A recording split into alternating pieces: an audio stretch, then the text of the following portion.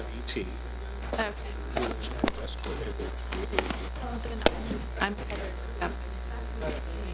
Good evening, everyone. It is 6 o'clock, and I would like to call to order the Budget Committee for May 22nd, 2024.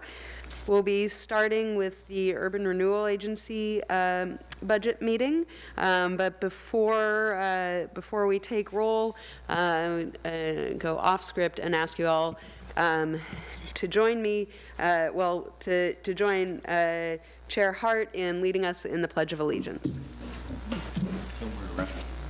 There it is. I pledge allegiance to the flag of the United States of America and to the republic for which it stands, one nation, under God, indivisible, with liberty and justice for all. Thank you very much, and I would ask our City Recorder take roll call. Committee Member Watney. Present. Councillor Geary. Here. Committee Member Ernst. Here. Councillor Minke. Present. Committee Member Harmon Ferry. Present. Councillor Payne. Here. Committee Member Cunningham. Here. Councillor Peralta. Here. Committee Member Mason. Here.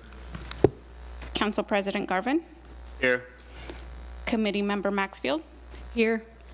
Committee Member Hart. Here. Councillor Chenoweth is absent this evening, and Mayor Drapkin. Here. Thank you. I will now call. We'll now hold the elections for the Urban Renewal Budget Committee chairperson. I'll now call for nominations for chair of the Urban Renewal Agency. I would like to nominate Meredith Maxwell for that position. Maxfield. I should say that I've enjoyed my 2 years as committee chair, and I think it's time to pass the torch on to a younger generation. So that is why I nominate. Thank you very much, Chair Hart. Are there any further nominations? Okay. Nominations are now closed, and the nominee for chair is Meredith Maxfield. I will now conduct a roll call vote. I will now ask, actually, the City Recorder to conduct a roll call vote of the Urban Renewal Agency Budget Committee for election of the chair. Committee Member Watney. Agree. Councillor Geary. Maxfield. Committee Member Ernst. Agreed. Councillor Minke. Agreed. Committee Member Harmon Ferry. Agreed. Councillor Payne. Agreed. Committee Member Cunningham. Agreed. Councillor Peralta. Aye. Committee Member Mason. Aye. Council Council President Garvin. Aye. Committee Member Hart. I vote in favor of Maxfield. Happens all the time.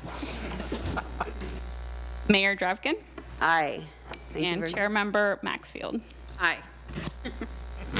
All right. Oh, thank you very much. All right, Hopefully thank I won't have to use it too much. Hopefully not too much. And just before you start, Chair Hart, thank you so much. Thank you for your service and for your guidance over these years. And it's been it is still a pleasure serving with you, but it's been a pleasure serving with you as chair. So thank you for your dedication to the city of McMinnville. Thank you.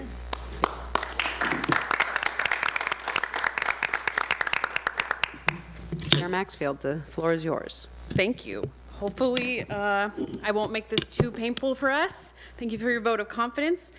So I will begin by asking for a motion to approve the May 17th, 2023 Budget Committee meeting minutes. Second. We'll accept that. Those in favor signify by saying aye. Aye. Aye. Those opposed signify by saying nay. Nay. Or, sorry, I'm just... I'm joking. I'm joking. It was a joke. Sorry, I'm really good at following instructions.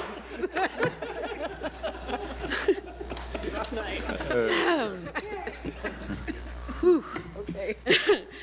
The May 17th, 2023 Urban Renewal Agency Budget Committee meeting minutes passed unanimously. And now I will turn the time over to City Manager Towery for a presentation. Thank you, Chair Maxfield. I see how tonight's going to go, so this is going to be awesome. I'm pleased to be able to present to you the fiscal year 24-25 Urban Renewal District budget as proposed. This is the district's 11th year in existence. This year, our expenditures are going to be just under $1 million. That includes a property assistance program, carrying costs for the Northwest Rubber Site, continued work on the 3rd Street Improvement Project, district identity improvements, and some housing development incentives as well. I'm happy to answer any questions, and Community Development Director Richards is here as well, who prepared the budget and may either have additional remarks or may have answers to your questions. Is there anyone in the audience that would like to share testimony on the proposed budget? And all public testimony received prior to the meeting will be added to the public record for this meeting. All right. First, before we begin, I need to ask if any committee members need to declare a potential conflict of interest. Looks like we're good. And I'm going to turn the time over to staff to present information to the Budget Committee. I don't actually have a formal presentation for you tonight. The budget that's been prepared for you was done in collaboration with the McMinnville Urban Renewal Advisory Committee in January and February. They review their 5-year strategic plan, talk about the city's needs in the next fiscal year, and prepare a recommended budget for your approval. All right, so now is the time that you can ask questions or we can discuss the urban renewal budget. Anyone in the Budget Committee, let me know. Raise your hand if you have any questions. I just have a simple question, I hope. Just under the very beginning of the line items, beginning fund balance, it has a proposed budget of 0. Is there 0 in the beginning fund balance?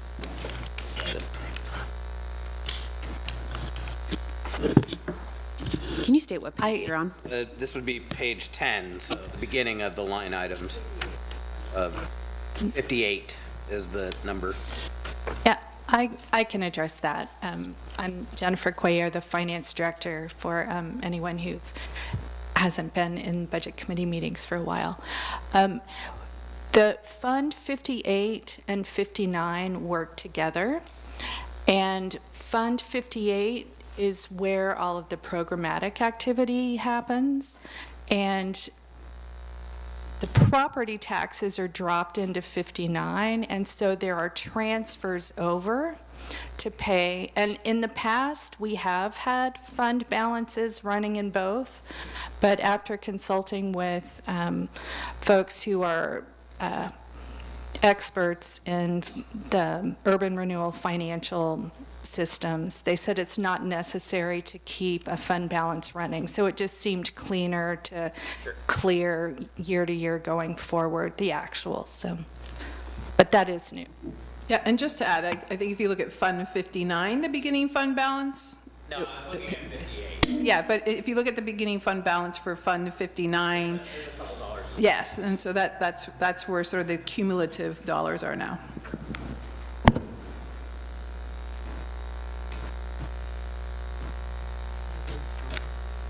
Thank you. This isn't really a question, but in the introduction on page 8, the map that's provided, I'm just wondering if for the final document, if we can have an updated map that reflects the change in name on the school.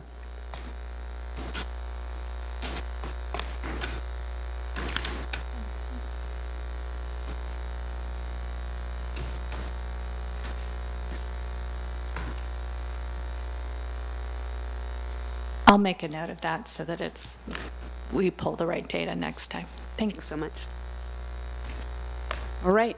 Are there any other questions or any other discussions? Okay. Do I have a motion to approve the proposed budget as presented and to approve the tax increment? I so move that we approve the tax increment. Second. That Debbie?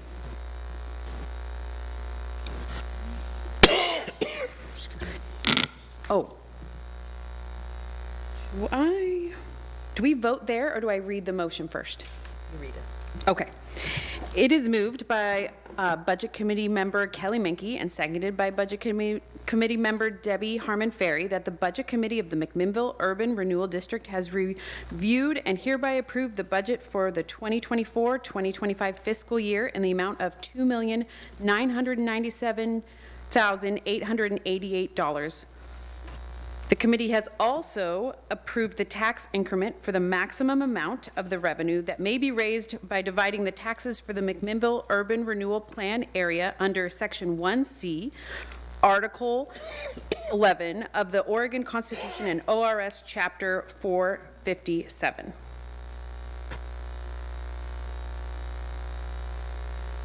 I ask no, so all in favor say aye. Aye. All in favor say nay. All right, the motion is approved unanimously. I ask for a motion to cancel the May 23rd, 2024 Budget Committee meeting and, I guess I need to do that separately. Do I have a motion to cancel the meeting for tomorrow? So moved. And Friday, the 24th? Do I have to vote? I think I have to vote separately. Yeah. Okay, sorry, no. So we have, sorry, we're just gonna keep moving along. All in favor signify by saying aye. Aye. Aye. All opposed signify by saying nay. You don't want to oppose? Or you don't want to cancel tomorrow? Come on, you got to be nice to me. We are going to cancel the May 23rd, 2024 URA Budget Committee meeting, and it's unanimous. Sorry. Now I need a motion to cancel the Friday, May 24th, 2024 Budget Committee meeting. So moved. Do I have a second? Second. All in favor signify by saying aye. Aye. Any opposed to canceling it, say nay. The May 24th, 2024 URA Budget Committee meeting has been canceled unanimously. There being no further business to come before the committee, I adjourn the meeting at 6:12. Very good. Okay.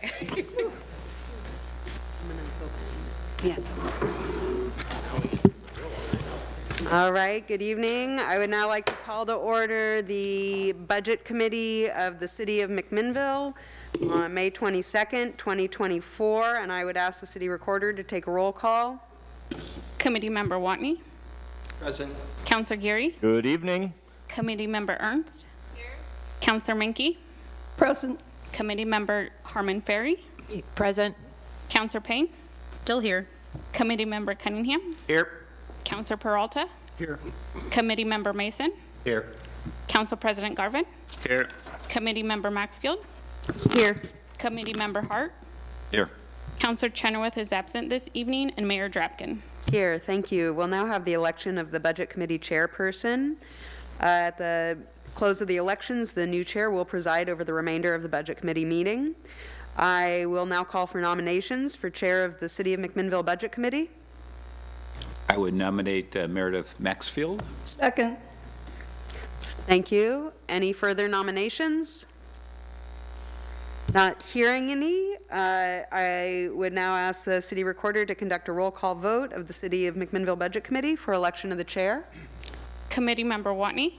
Agreed. Counselor Geary. Maxfield. Committee Member Ernst. Counselor Menke. Agreed. Committee Member Harmon Ferry. Agreed. Counselor Payne. Aye. Committee Member Cunningham. Aye. Counselor Peralta. Aye. Committee Member Mason. Aye. Council President Garvin. Aye. Committee Member Hart. Aye. Mayor Drapkin. Aye. Chair Member Maxfield. Aye. Can I have a motion to approve the minutes from the May 17th and May 18th, 2023 Budget Committee meeting, the June 16th, 2023 special called Budget Committee meeting, the June 21st, 2023 Budget Committee work session, the October 24th, 2023 special called Budget Committee meeting, and the November 28th, 2023 special called Budget Committee meeting? So moved. Second. All in favor signify by saying aye. Aye. All opposed signify by saying nay. Thank you. The Budget Committee meetings pass unanimously with all in favor. I am going to turn the time over to City Manager Towery for presentation. Thank you, Chair Maxfield, members of the committee. It's my pleasure to present to you the fiscal year 24-25 budget for the city of McMinnville. I'll start off by letting you know that recently the city conducted a poll of likely voters. That poll was conducted May 17th through 13th, so not too long ago. One of the questions we asked on the survey was, how satisfied are you with your quality of life in McMinnville? And 88.6% were the total number of satisfied respondents. We also asked them to rate the operation and performance of the city, and 59.4% rated us good or excellent. So I thought I would try to set the stage with that. I set out for you in this year's budget committee 3 themes: responsive service delivery, responsiveness to community support for upgraded and adequate facilities, and continued focus on fiscal sustainability. And the team presentations that we have scheduled for you tonight and tomorrow will revolve around each of those 3 themes. This budget continues to treat core services investment as a priority. We're working to address issues across the organization, not just in the general fund, such as cost recovery, updating master plans, dealing with the impacts of one-time costs and inflationary impacts on our carrying costs. We do focus on some internal borrowing for building maintenance. We've launched a dedicated support for facility maintenance, and we continue to build on efforts to replace and expand our parks and rec and library needs. Over the last few years, while we have been seeking additional revenues, the city has also exercised restraint, not exercising its full authority for property taxes, 4 years of no wastewater fee increases, and no inflationary increase to the city services charge.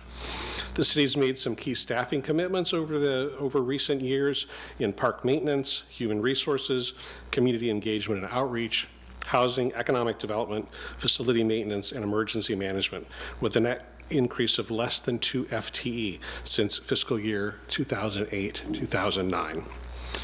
Driven largely by one-time fire department transition costs, we were not able to build additional general fund reserves this year without making service delivery reductions, and so we chose to priority steady state services, and we'll provide an updated plan to increase our reserves in pursuit of our goal to have 2 months of operating reserves in the general fund. This budget also addresses the refined and recently adopted council priorities that are detailed in the written budget message for you.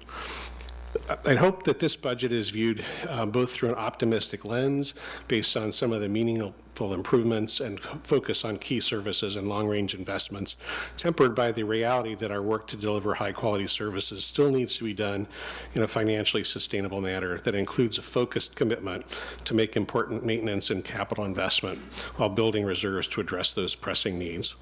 I want to express my deepest thanks to this body, the lay members of the Budget Committee, the City Council, our executive team, with special thanks to Jennifer, Crystal, and the host of behind-the-scenes budget experts across the organization. We're looking forward to your questions, your advice, and your guidance over these next 2 nights, and a third if needed. I just want to share my appreciation, and with that, I'd like to turn it over to Jennifer to provide you with some recommended updates to the proposed budget.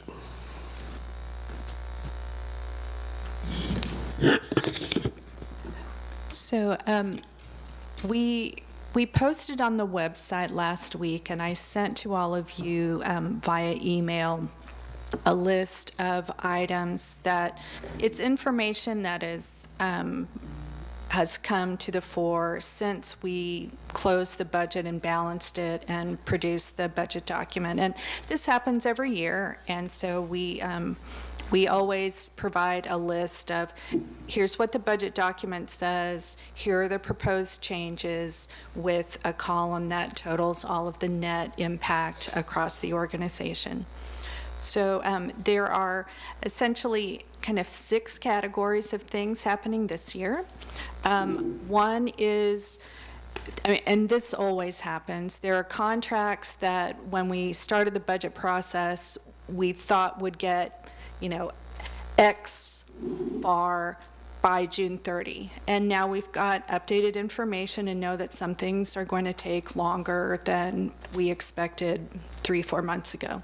So primarily that is in the wastewater fund, but there is also one contract in the general fund that is making that move. So we would like to go ahead and make those appropriations, increase those appropriations for next year's budget. Then a similar kind of issue is timing on capital projects that were authorized in the current fiscal year, funded by internal borrowing, that are also have some delays involved. And so the details are listed out. I'm happy to mention those, but I won't say them right now, just in the interest of time. And we do have good news on the project over at the CDC building, that we are able, we're going to do a scope change where for the amount that was authorized for improving the entranceway and its security, we're able to do more with those dollars. So that's great news. And then it will allow us to replace what we were planning to do and what is in the proposed budget next year, replace it with HVAC work, which will also allow us to have some savings on that project. So that's really cool to hear. Then the next issue is we got a new grant for the senior center, so we'd like to appropriate for that. And we did make a clerical error in applying the cost of living to one of the employee classes. So we made that update, and when we reviewed that, I found $600 that wasn't quite balanced in workers' comp, so would love to take care of that tiny little thing. And then the final issue is, after speaking with a CPA, we will continue at the city to receive ambulance transport revenues into our coffers. And it's required for those transports that took place when the city owned the license for the Medicare, Medicaid rights. So instead of recognizing that as revenue and as a special payment out, our CPA suggested, why don't you just set that up as when the funds come in, it's a liability to pay to the other organization, and then you just clear out the liability. So it's not an actual budget item coming through revenue and expense. So we really like that suggestion, and so that will allow us to truly, as we had originally conceived, only have financial activity in the Fire District Transition Fund during this current fiscal year, and it will no longer have budgeted activity going forward. So that's the final change. So, any questions on those or concerns? Great. So just so you know, in the when we get to the point tomorrow or potentially on Friday where you all are making the motions for the amount to appropriate for the city of McMinnville's budget, the base total includes all of these proposed changes. And then we will list out, and I've got a tracker sheet here, that if there are changes that you all propose and get agreed to, we will line those out separately, and those would be the amendments in the motion ultimately if any changes come through this body's deliberation. So. Great. Thank you so much. Thank you. Is there anyone in the audience who would like to share testimony on the proposed budget? Yes, we had Mark Davis sign up.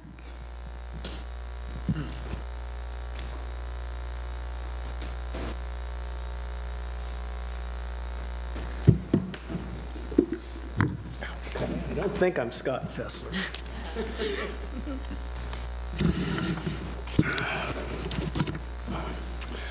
Good evening, Chair Maxfield, members of the Budget Committee, Mark Davis. I live at 652 Southeast Washington Street here in McMinnville.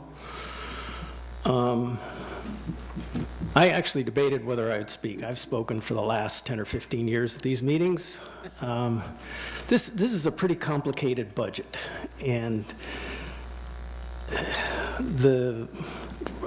first thing I want to say is I support city operations. Generally, I support this budget. I think that the city is doing the best it can with the money it has to try and provide services to the community. So I want that to be the first thing I've said and be clear, even though some of the rest of what I'm going to say is going to sound critical. In the financial overview, it states the purpose of the budget. The adoption of an annual budget promotes transparency and accountability for all city operations. I think that's a good thing. I mean, I think we're all in favor of that.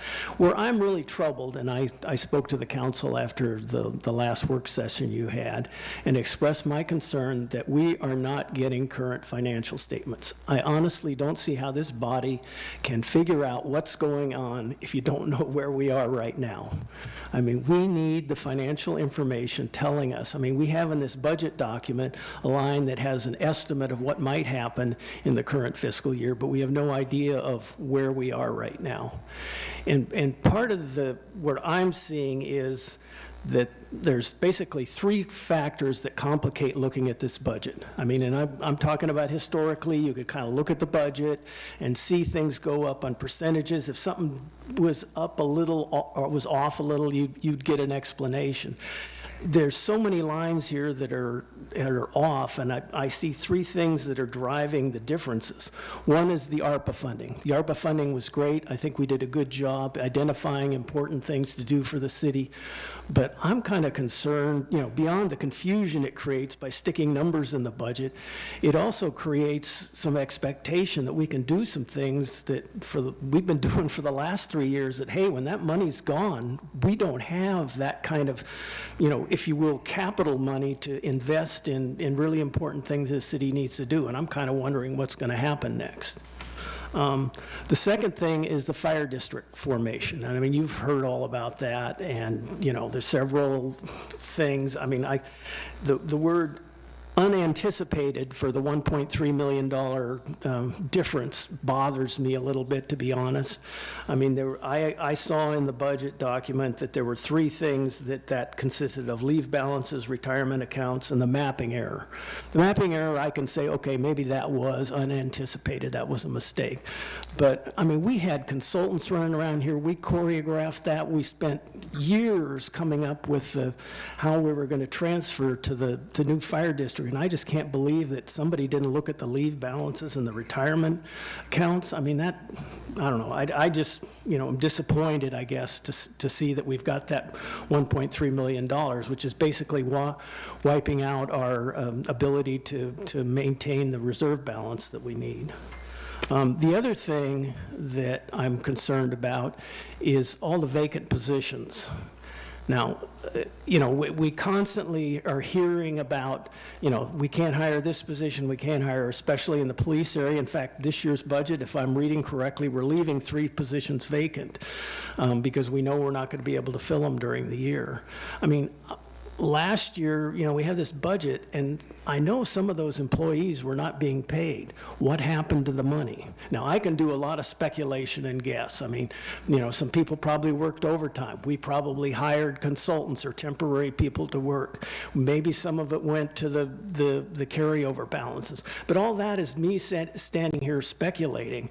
I mean, we should have some numbers and to see what happened with last year's budget and the personnel. I just think, we know from the history of the budget that our biggest cost is labor, And, you know, when we don't know what's going on with that, or we have this kind of vague situation about, you know, how many people are working and what's happening to the money when they're not working, I mean, it's going somewhere.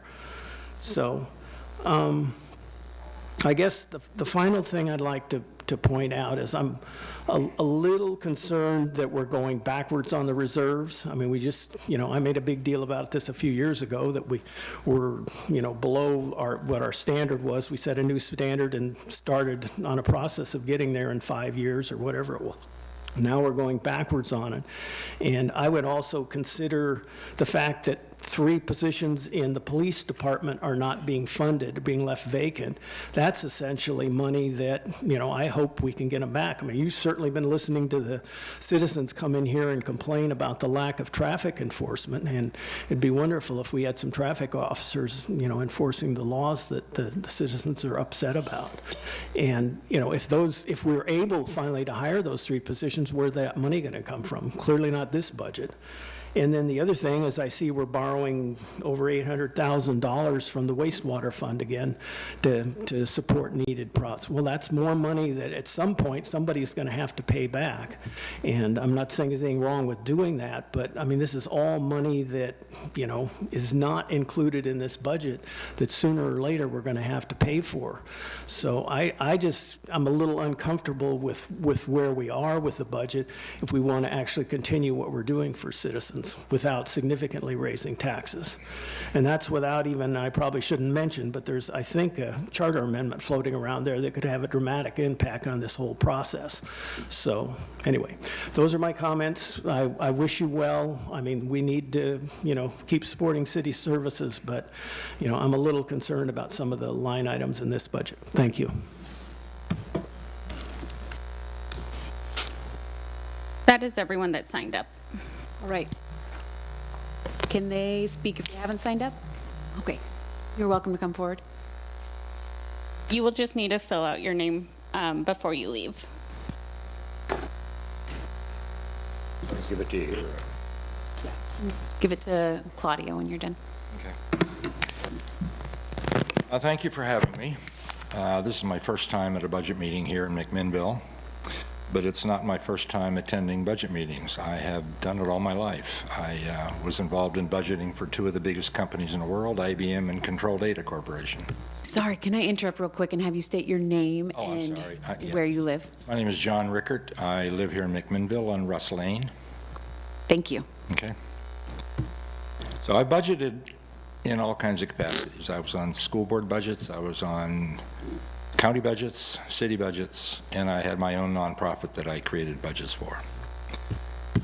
I actually read through this entire 580-some page budget, which was a real job because it only came out last week.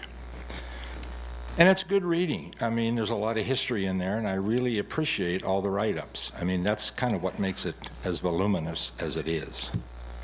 And I learned a lot, and I've got a lot more to learn. I really don't have a great deal of in-depth in any part of this budget. So what I did was I took all of what you're calling, let me refer to my notes here, everything that you're calling fringe benefits, account number 7300, and I took it upon myself to take every section of the budget of 7,300 numbers, compile them on a spreadsheet, and do a sum of all those accounts to see just what fringe benefits are costing this county. It was a thing I could do without really knowing too much about what's going on in the county. And it turns out there's a lot of money involved in fringe benefits. And I guess one of my first question is, why are we paying all of the retirement money of all the people that work for the city of McMinnville? Why do we pay their 6% of PERS? And to clarify that a little better, I went to the Bureau of Labor Standards and asked them, just what does the private sector pay in retirement funds? And as you know, that's changed drastically in the industry. It's basically 401ks today. And it's a match of employers to what the employee puts in. And that's the way PERS started out. The employee had to the city matched what the employees put in. Now there are cities, and you're not the only one, I called, I don't know how many cities over the last week to see whether they fully fund the PERS for all their employees or not. And I found cases for both. So my question to you is, you can save $2.5 million if you go back to the way PERS was really set up. The employees pay their 6%.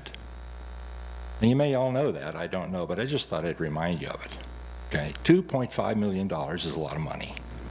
It would cover the $13 that you're taxing us all in our energy bills. It would cover that, just to give you an example of what it could cover.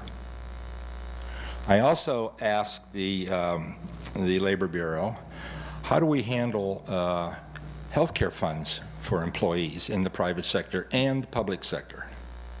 You people pay 90% of all the healthcare funds for your employees. That's admirable. That really is admirable. But in the private sector, they're only paying 79% overall.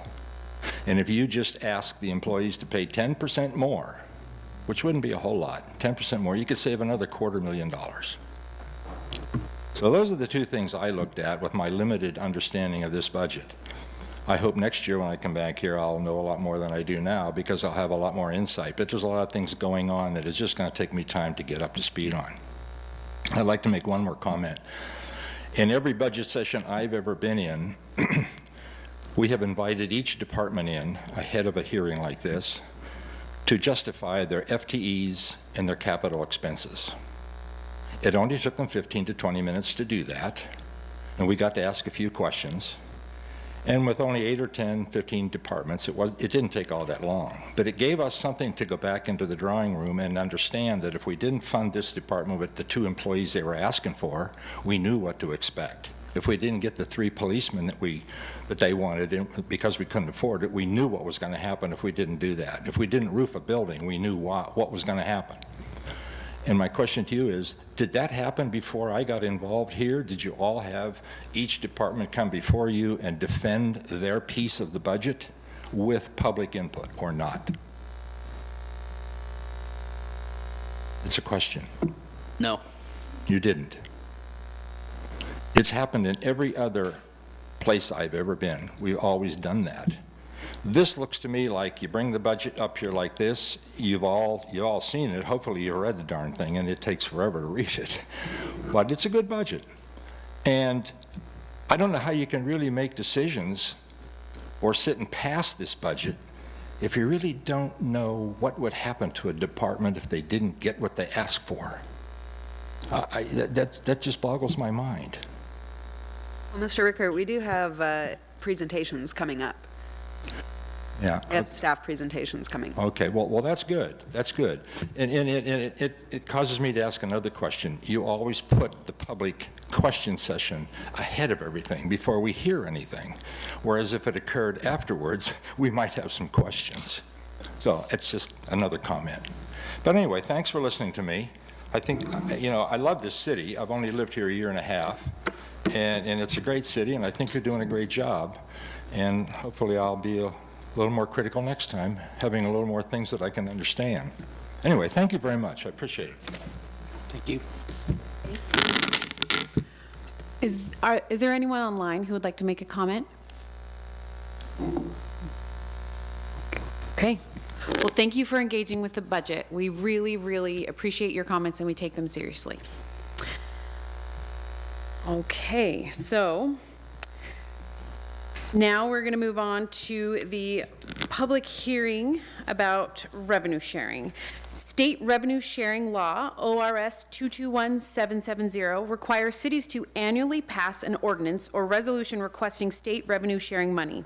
In order to receive state revenue sharing in 2024-2025, a city must have levied property taxes in the preceding year and hold a public hearing before the Budget Committee to discuss possible uses of the funds and hold a hearing before the City Council on the proposed uses of the funds in relation to the entire budget.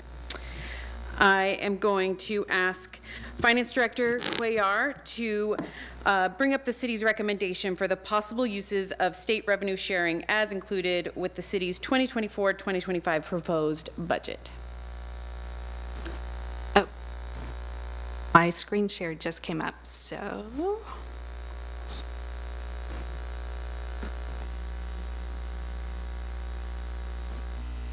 There. So this is just, sorry. Out of the materials somewhere, Jennifer? It is, well, it's not in the budget document, it's posted on the website, and I sent links out to folks for that, but it's just a single, let me go down, here we go. So this is a statutorily required process for the city of McMinnville to be able to share into the state allocation of different types of taxes that it collects and then shares out with cities and frequently also counties. And so we are estimating that we'll be receiving just short of $509,000 of these types of resources. And the proposal is to distribute those funds kind of just proportionately across the various departments that are members of the general fund service delivery units. So Did you say just proportionately or disproportionately? just proportionately. Thank you for clarifying that. So this is the list of the various departments and how that would shake out should we move forward. So this is the first step that we do, and these are the possible ways of utilizing it.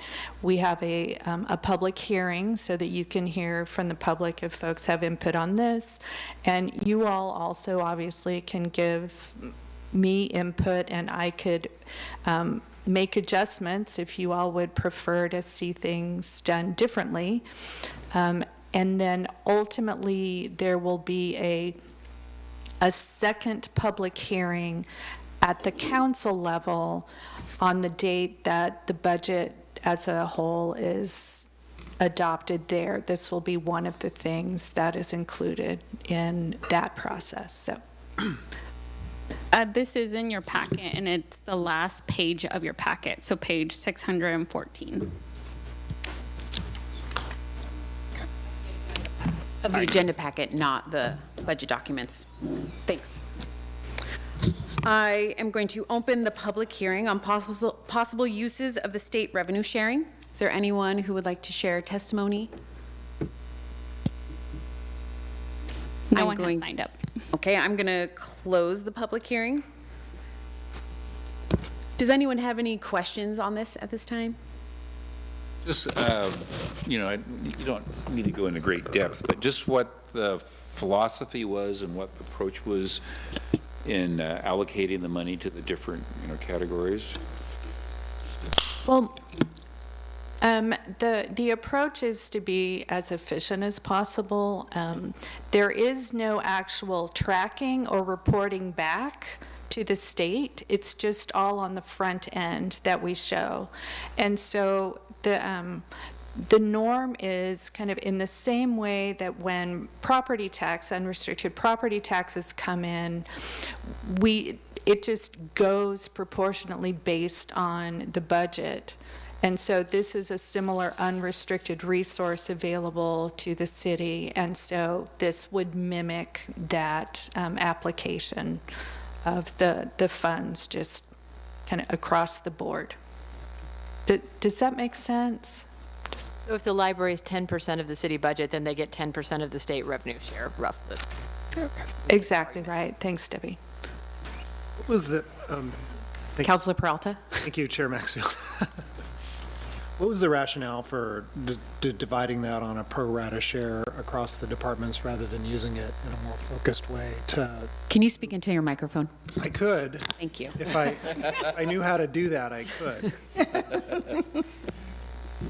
So, I guess you heard the question, but for the people on Zoom, what was the reasoning behind breaking that up on a pro rata share rather than using it to specifically do something with a given program?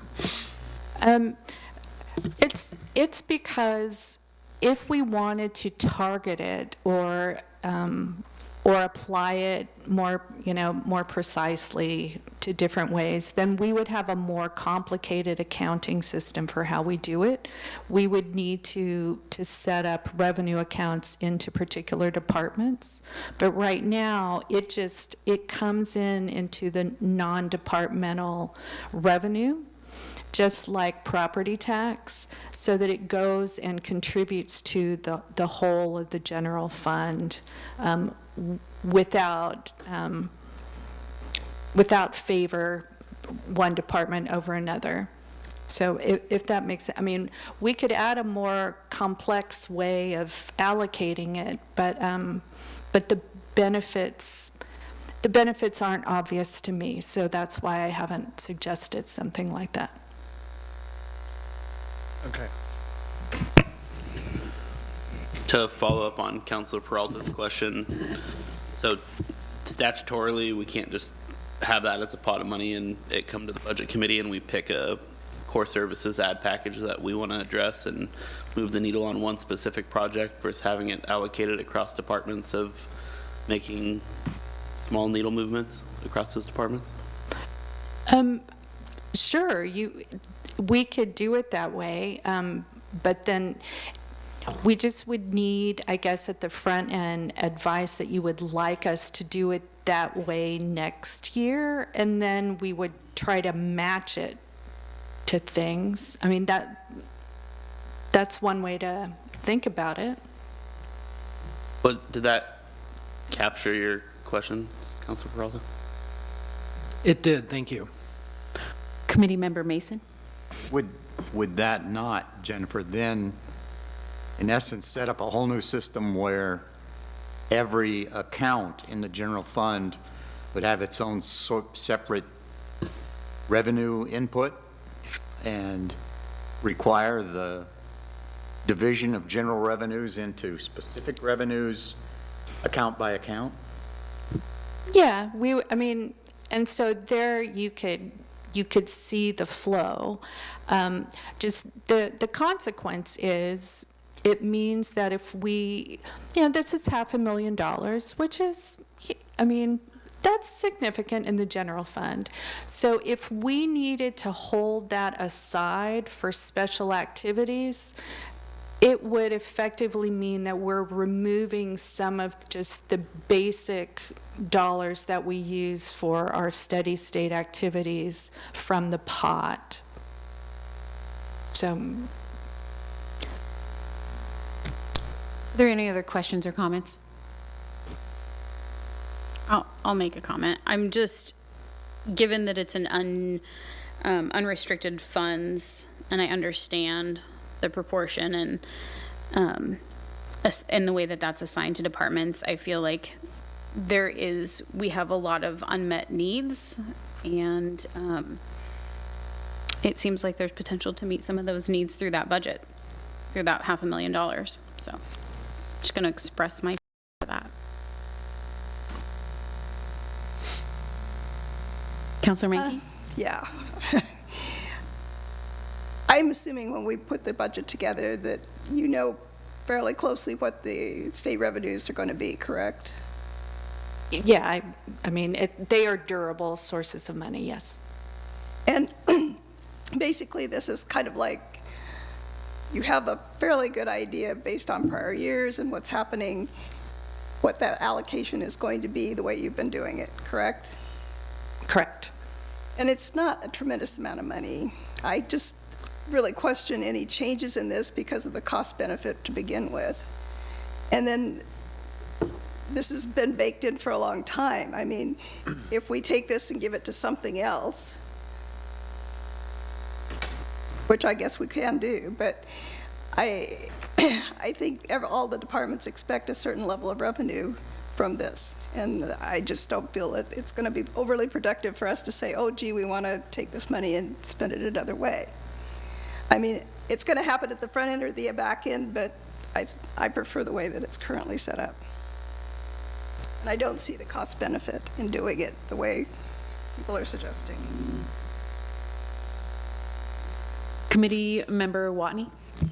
Thank you. I would have to agree with Councilor Menke that making changes on something that has no restrictions, but yet we have told the state what we're going to do with the money, at this point in this year, I don't think there should be any changes to that. And then over the next, let's say, 6 to 9 months, if we feel that those funds need to be redirected in another direction, we'll come back to you. But at this point in time, I fully support the way you're allocating those funds.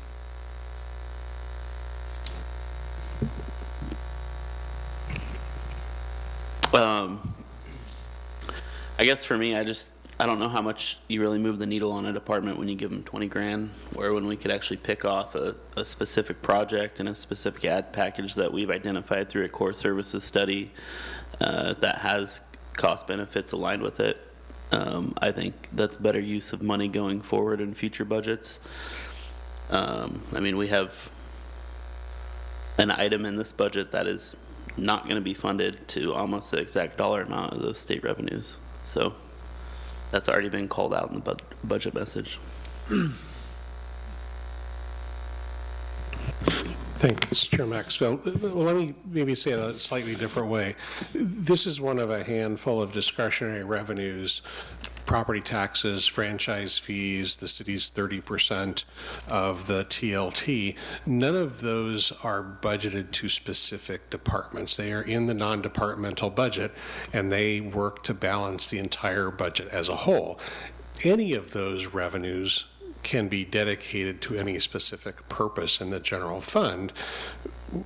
We would need direction from you on where to reduce those expenditures. So if you want $500,000 of state shared revenue to go towards a targeted project, that money is currently helping balance the overall general fund. And so we need direction from you where to take that. Do we reduce reserves? Do we make cuts across the board? Do we direct specific cuts to other departments? And that's certainly your prerogative as a policy body, but that's really the implication of changing a discretionary general fund that supports the overall general fund budget to directing it to specific expenditures. Yes. Jeff, can I clarify that that distribution is reflected in this budget we've already seen? It's not additional money that we're pumping in. It's in this budget in that way. That's correct. Thank you. Any other questions or comments? Right, so we don't have to decide anything, right, concerning that? Okay. All right. Do any of the committee members need to declare a potential conflict of interest as we move on to discussing the whole budget? You don't need to? You usually declare a conflict of interest, so I was expecting one. Okay. I'll just have it known again that my lovely wife Samantha works for the public library in the children's room and collects a salary from the city of McMinnville, but it does not hamper my ability to weigh in on the budget as a whole. Thank you for declaring that. Anyone else? I am going to turn the time back over to City Manager Towery. Thank you, Chair Maxfield, members of the committee. I foreshadowed this for you a little bit, so I won't talk in too much detail to give the team enough chance to say what they need to say to you. The first theme that we'll be exploring tonight will be responsive service delivery. Presentations will come to you from Heather Richards, Community Development Department Director, Scott Fessler, Captain in the Police Department, and Scott Burke, your Information Services Director. And so I will turn it over to the first team to make their presentation. While they're getting ready, I just had a question. Will we have an opportunity to talk about, beyond just the departmental budgets, the benefits and some of those other things that came up? Absolutely. Could you please talk into your mic? I could, but apparently I can't, so I'll try. Thank you, Kelly. So if you guys don't mind, I'll try.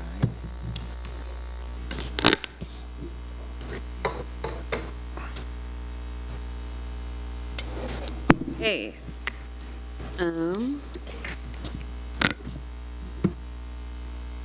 I think I just am turning the time over to you.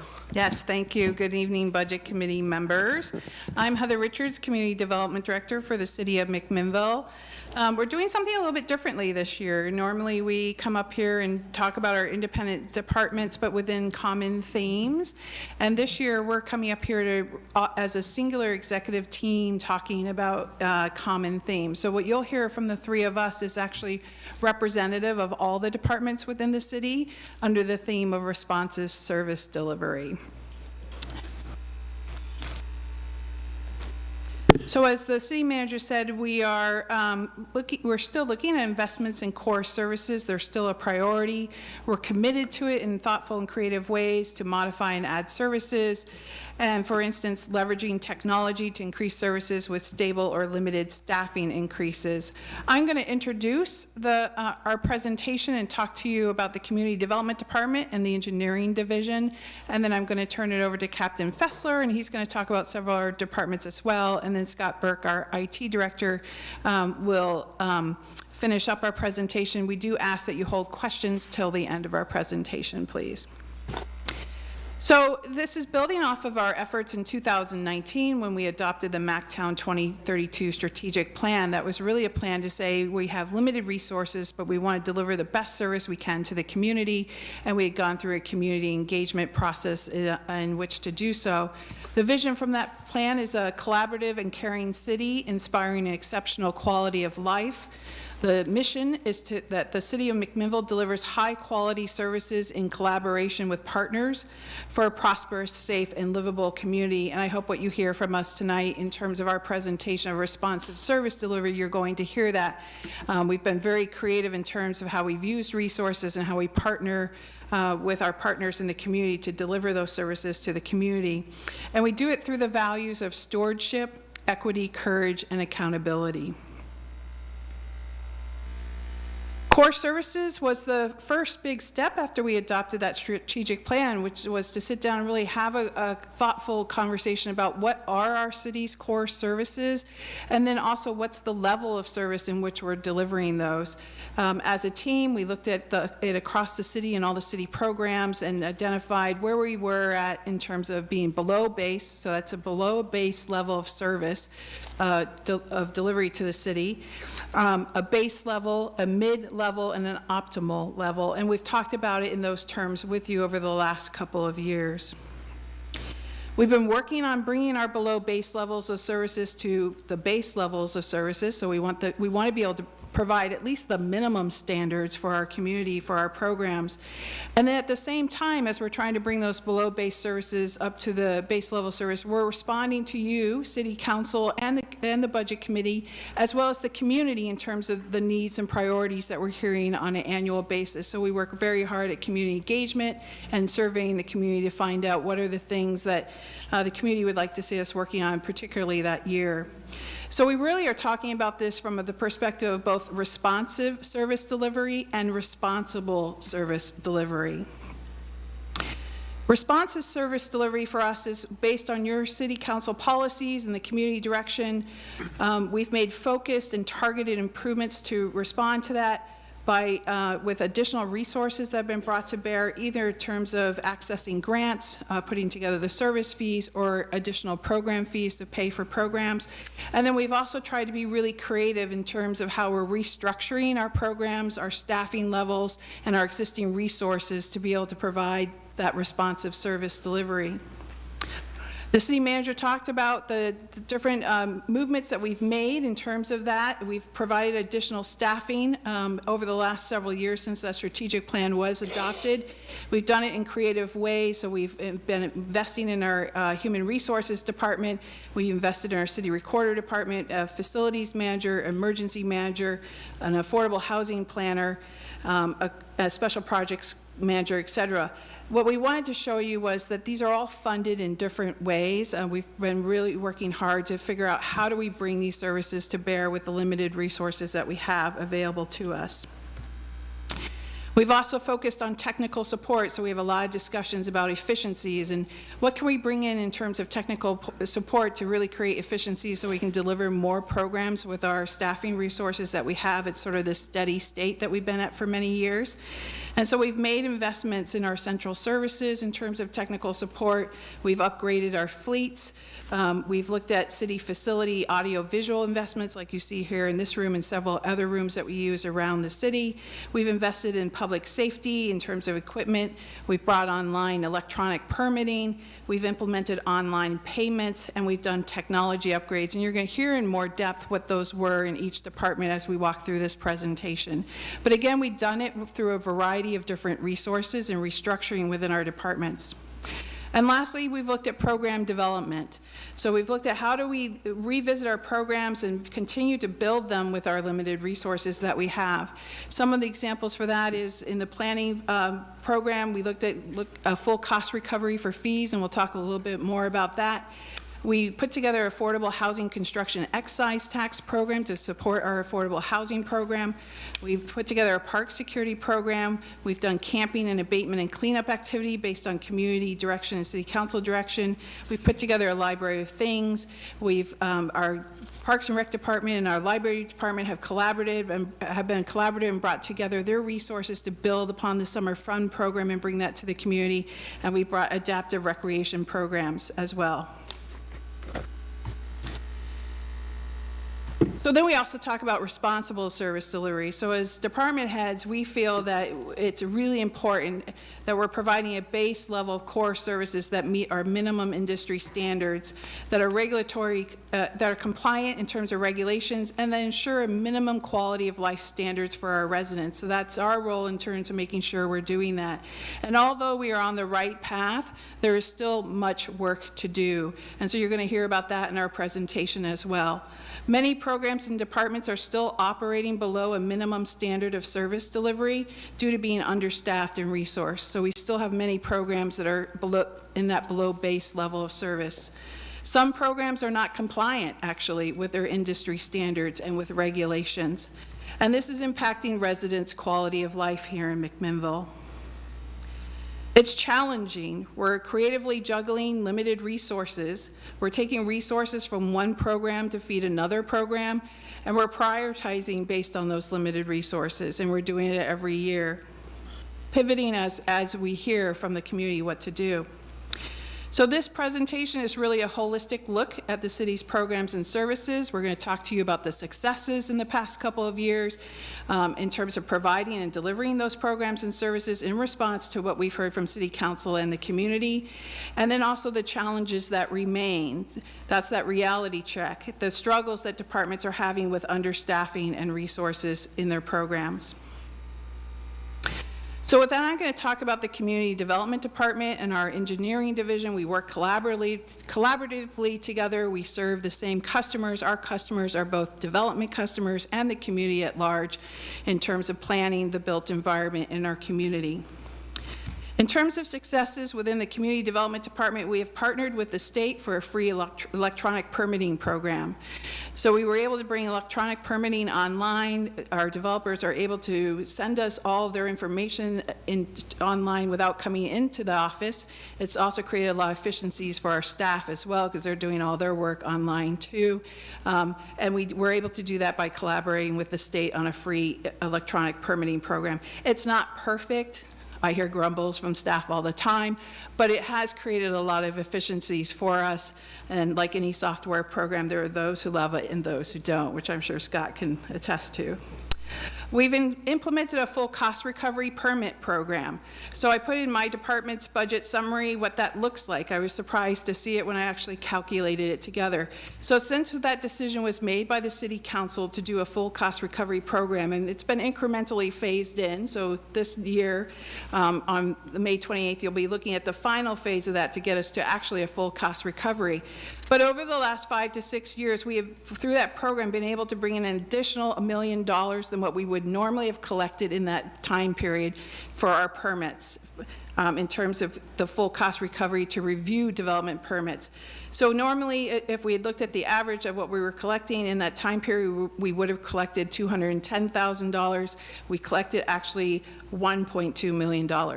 And so that's really helped us in terms of taking some of the general fund burden off of the planning program, and providing that additional revenue. We've also transitioned our code compliance program from the police department to the community development department. That was a cost-neutral transition for our staffing from those two departments, and we were able to get our code compliance program by approaching it a slightly different way into a voluntary compliance program, and we're achieving 96% voluntary compliance in our code enforcement program. We then developed the Affordable Housing Construction Excise Tax Program, so that is a fee on our development permits, and that's to fund an affordable housing planner. So we were able to actually hire a planner this year to work on affordable housing. That position is funded 75% by that revenue source and 25% by the general fund. And then there will also be funds left for affordable housing programs, and as you'll note from this year's budget, we expect that program to have about $1.5 million in it to be able to support affordable housing programs in our community. And that is an ongoing annual resource and will continue to build. We've also aggressively pursued grants and state resources. I learned very early on when I came to McMinnville that if I wanted to fund programs and projects that I was really going to need to look outside of the general fund, and we've been going after the grants, all the grants that we can to be able to bring projects to bear. And over the last couple of years, we've been able to bring grants in to support our long-range planning program, our economic development program, and our affordable housing programs to the tune of about $5.3 million. And then just recently, we've been working on our expansion areas in terms of promoting the opportunity for additional housing and growth in this community. I've talked to leadership in this community for the last couple of years about our constrained growth and what that has done for us as a community in terms of our housing costs, but also, quite frankly, in terms of the business plan at the city as well. And so in the past year, we were able to move forward with adopting a housing needs analysis in our first area plan, which is a Fox Ridge Road area plan. In terms of engineering with their successes, it's a similar story. So they've really looked at how do we leverage and create efficiencies within our department to deliver better programs. They increase efficiencies through process improvements and staff trainings. They increase their thoroughness in development plan review, which has really increased the quality of construction on public infrastructure. The engineering staff is also involved in more capital projects than previous years because they're partnering to leverage consultant contracts with the work that they're doing with their limited resources. But they've also identified the need that if they really want to continue to provide the customer service delivery that they want to provide at a base level of service, that they need to look at alternative funding mechanisms as well. So the engineering team has been working on an enterprise stormwater utility that will be a dedicated utility fee to meet the funding needs for the aging stormwater infrastructure and also the regulatory requirements that are coming that we have to respond to as well for stormwater. What that will also do is relieve the street, sewer, and general funds of supporting that program. They too are also looking at a full cost recovery program for development review fees. Currently, the fee structure is resulting in only 5 to 10% of the actual cost of delivering the program, and so that means the general fund is underwriting it at 95 to 90% of that program, and so they will be coming to City Council with a recommendation to put together a full cost recovery fee program for that service as well. In terms of challenges, the Community Development Department and the Engineering Division share the same challenges. We are understaffed. We are very understaffed in terms of our comparisons to other communities with similar programs. And it's impacting how we both serve our customers in terms of our development customers and how we serve the community in terms of the long-range planning and building public improvement projects for this community. In the Community Development Department, planning remains at a below base level of service. Staffing levels are actually less than the city had in the early 2000s, while we have more programs to deliver. We are delivering the urban renewal program, we are delivering a housing program, and we're delivering public facility planning. We also have more state mandates to respond to. Every year, there's what I would describe as a tsunami of mandates coming from the state to try and solve the housing crisis. And what it's really doing is just saying, cities, you have to do more reporting, data collection, planning, to be able to unplug some of these plugged lines. And so we're needing to put more time into that rather than responding to the development review that we would prefer to do in the long-range planning. Our current planning response times are slower than in the past. So it's a customer service problem. And actually, we have now in the last couple of years gotten to the point where some reviews are actually missing state mandated deadlines. I've been doing this for 25 years. That's the first time that's happened in my career. We have had staffing vacancies in my department as well, but it is a concern to me in terms of being able to meet those state mandated deadlines with our staffing levels. The stress of the workload has led to planning team burnout and turnover. We've had a lot of turnover in our department in the last couple of years. And building and planning have no staffing redundancy, leading to limited resiliency. So when we lose someone, we don't have redundancy, so we're losing the entire support of a program that that person was providing. In terms of long-range planning, we're behind our industry standards, and we're actually now behind some of our regulatory compliance. Long-range planning is still very far behind in terms of, and it impacts our growth planning and our proactive planning. We're transactional, we're not strategic. We're reactionary, and we're not proactive.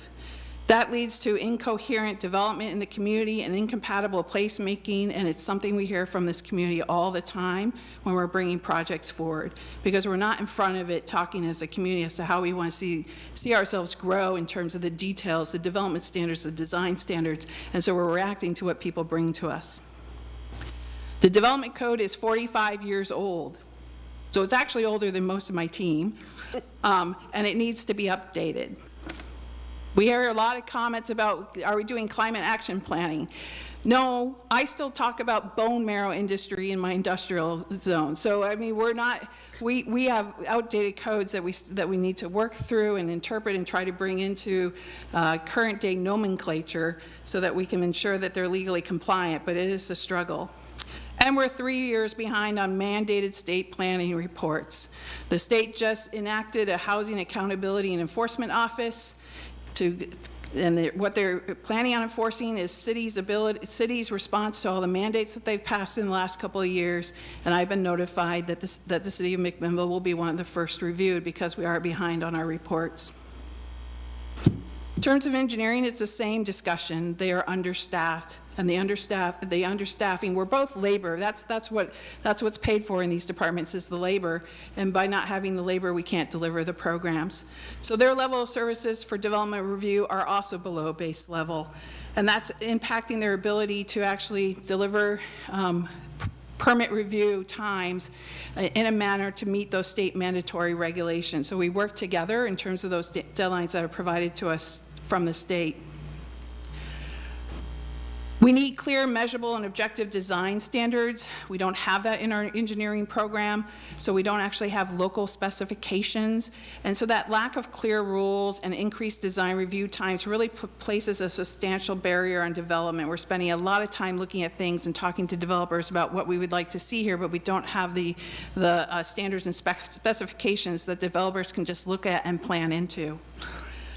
We need a contract and procurement specialist. The engineering program runs a lot of contracts through their program. It takes a lot of time for them, and they would like to see a contract and procurement specialist, which would free up their engineers to do project management.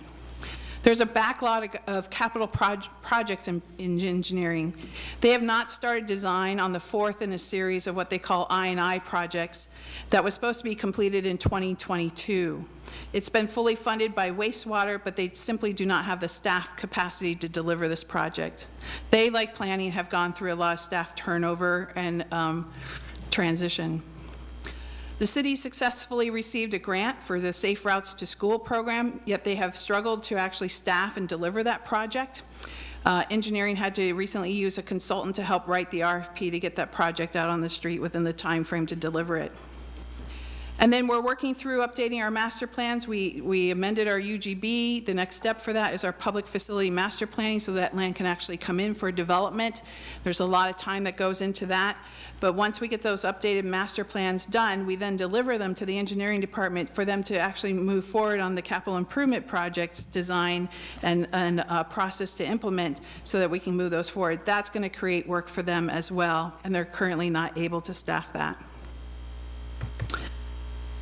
So with that, I'd like to turn it over to Captain Scott Fessler to talk about the Police Department, Municipal Court, and Public Works. Is this a good distance for the mic? Yeah, thanks.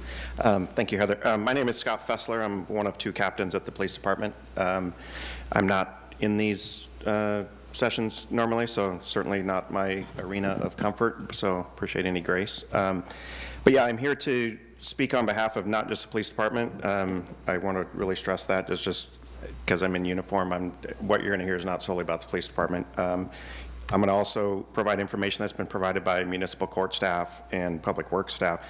And I think you'll see several references in here as how the work that we do kind of revolves between our 3 departments. It can at times. Like Heather did, the format will be the same going forward. I'm going to talk about service delivery successes that we've seen over the last year or 2 in those 3 areas, those 3 city departments. And then we'll move on to the challenges portion. And I'm going to go down the left-hand column, and then the right-hand column. So not putting emphasis on any one of these over the other. So we'll get started. And I would say I'm here representing Chief Scales, one of 2 captains trying to split chiefly duties. It takes 2 of us to fill that role. So he's recovering well, and he would not be opposed to me sharing that. So we'll get started. On police department, over the last year or 2, we've purchased and implemented body-worn cameras. Axon is the brand. We're like the last big 3 of the agencies in the county to get on that. So we're playing catch up, but that is going to be a huge leap in technology for us. The PD also budgeted for in-car video system upgrade, also through Axon. We use the term, our current in-car video system is circling the drain. The company it's not going to be it's not serviceable anymore, and so this is a huge upgrade for us. We've had in-car cameras for over 2 decades. And we've budgeted an upgrade to our PD records management system. That's our report writing data system, and I've been here almost 25 years, and this system is 20 years old, so that's a huge technology improvement. I'm going to jump over to some of the successes from Public Works, and I'm probably going to read from the slides. There are representatives, like I said, here from Public Works and Muni Court, and if there's questions or something later on that they can help address. But under Public Works, some of their successes, they've been able to utilize ARPA and ODOT COVID relief funding to replace some of their aging fleet and equipment assets. It improves to improve response time and capacity. It also decreases maintenance costs. Public Works has been able to use additional allocated general fund and street fund resources to improve camp cleanup capacity via contract forces to support our effort, the PD's efforts, in enforcing the prohibited camping ordinance, and you're going to hear and touch on kind of that topic a couple different times. Continuing with overall successes, a few more on the police side. We were able to get our drone program over the last year and a half off the ground. It's no pun intended, but definitely implemented. It's a personal passion of mine. We refer to it as a force multiplier in that it's a tool. If you know what a drone looks like, it's a tool, but it actually can do the job of multiple officers at times, and it's a huge safety component. The PD, we're continuing to look for ways to leverage some state and federal grant funds to fund some large capital projects. An example of that would be the initial purchase of body-worn cameras. That's a very expensive program, and the grants got us into that 5-year program just the first year. And a surveillance trailer. Picture that as what you might see in the Walmart parking lot with the cameras and stuff. We're on path to purchase one of those, use it for different events, things like that. Back under Public Works, the Parks Maintenance section of Public Works, additional services and support from the general fund has been vital in their effort to begin restoring park maintenance service levels. As a result of that, park aesthetics have improved and alternative service delivery programs can be used as appropriate. Delivery option servers can be used as appropriate. Under their street maintenance section within Public Works, the staff have created and implemented a rotating driver feedback signage program to help address some speed concerns along problematic corridors. And we definitely hear about speed complaints. Going to move on and share a little bit about municipal court, some of their successes over the last year or two.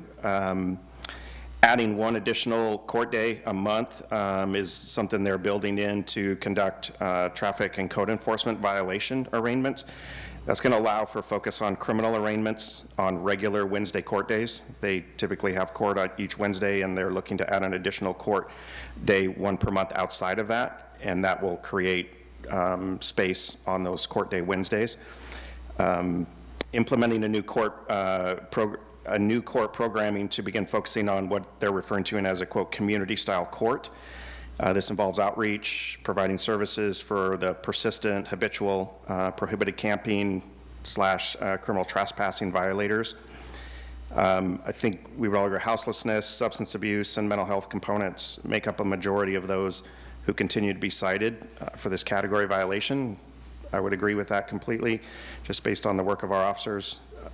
The community court would focus on partners from Yamhill County Behavioral Health, Provoking Hope, YCAP, and Yamhill County Encompass, all to kind of help be able to connect services, kind of try to get folks off onto another path so they're not repeatedly coming through municipal court. That's a huge goal, a community-style court.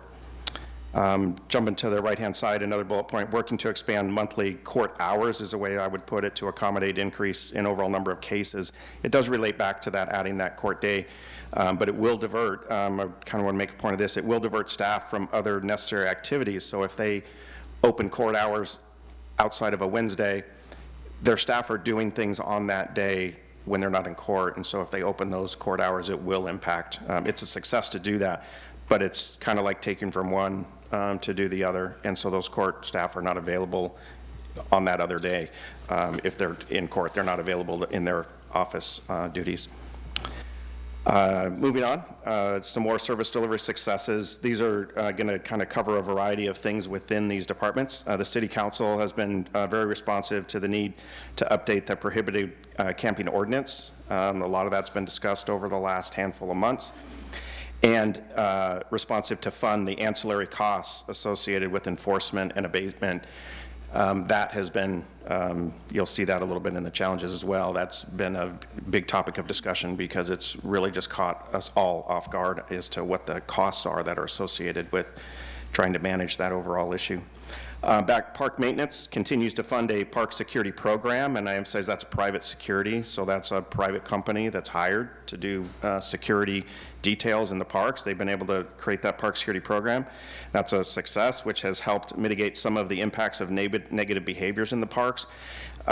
We do get calls for service from them, and so we see I guess the effectiveness of them. They're walking the parks where our officers are driving call to call, and so they'll respond to those when they call and have something that we need to go provide attention to, but that is has been a huge improvement for the parks maintenance.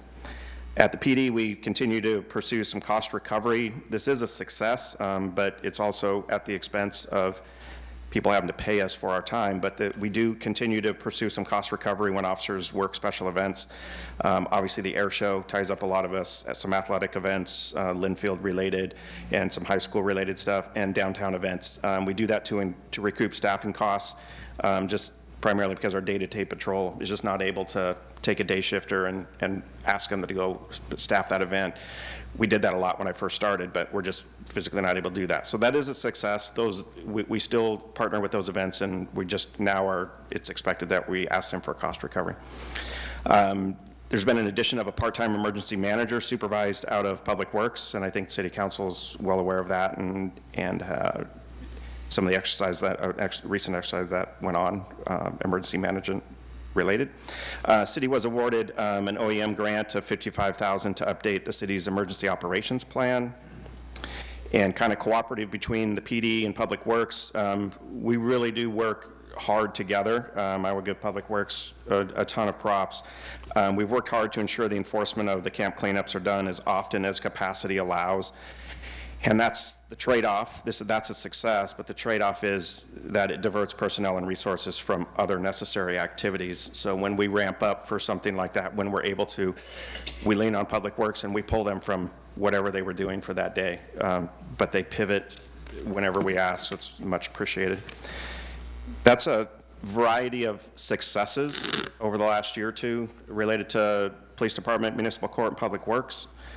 I'm going to change gears, kind of like Heather did. We're going to talk about some challenges that we're facing or we're going to face.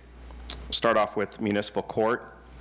The court currently uses outdated software to run their day-to-day operational functions of the court, an upgraded software acquisition that remains unfunded in their budget.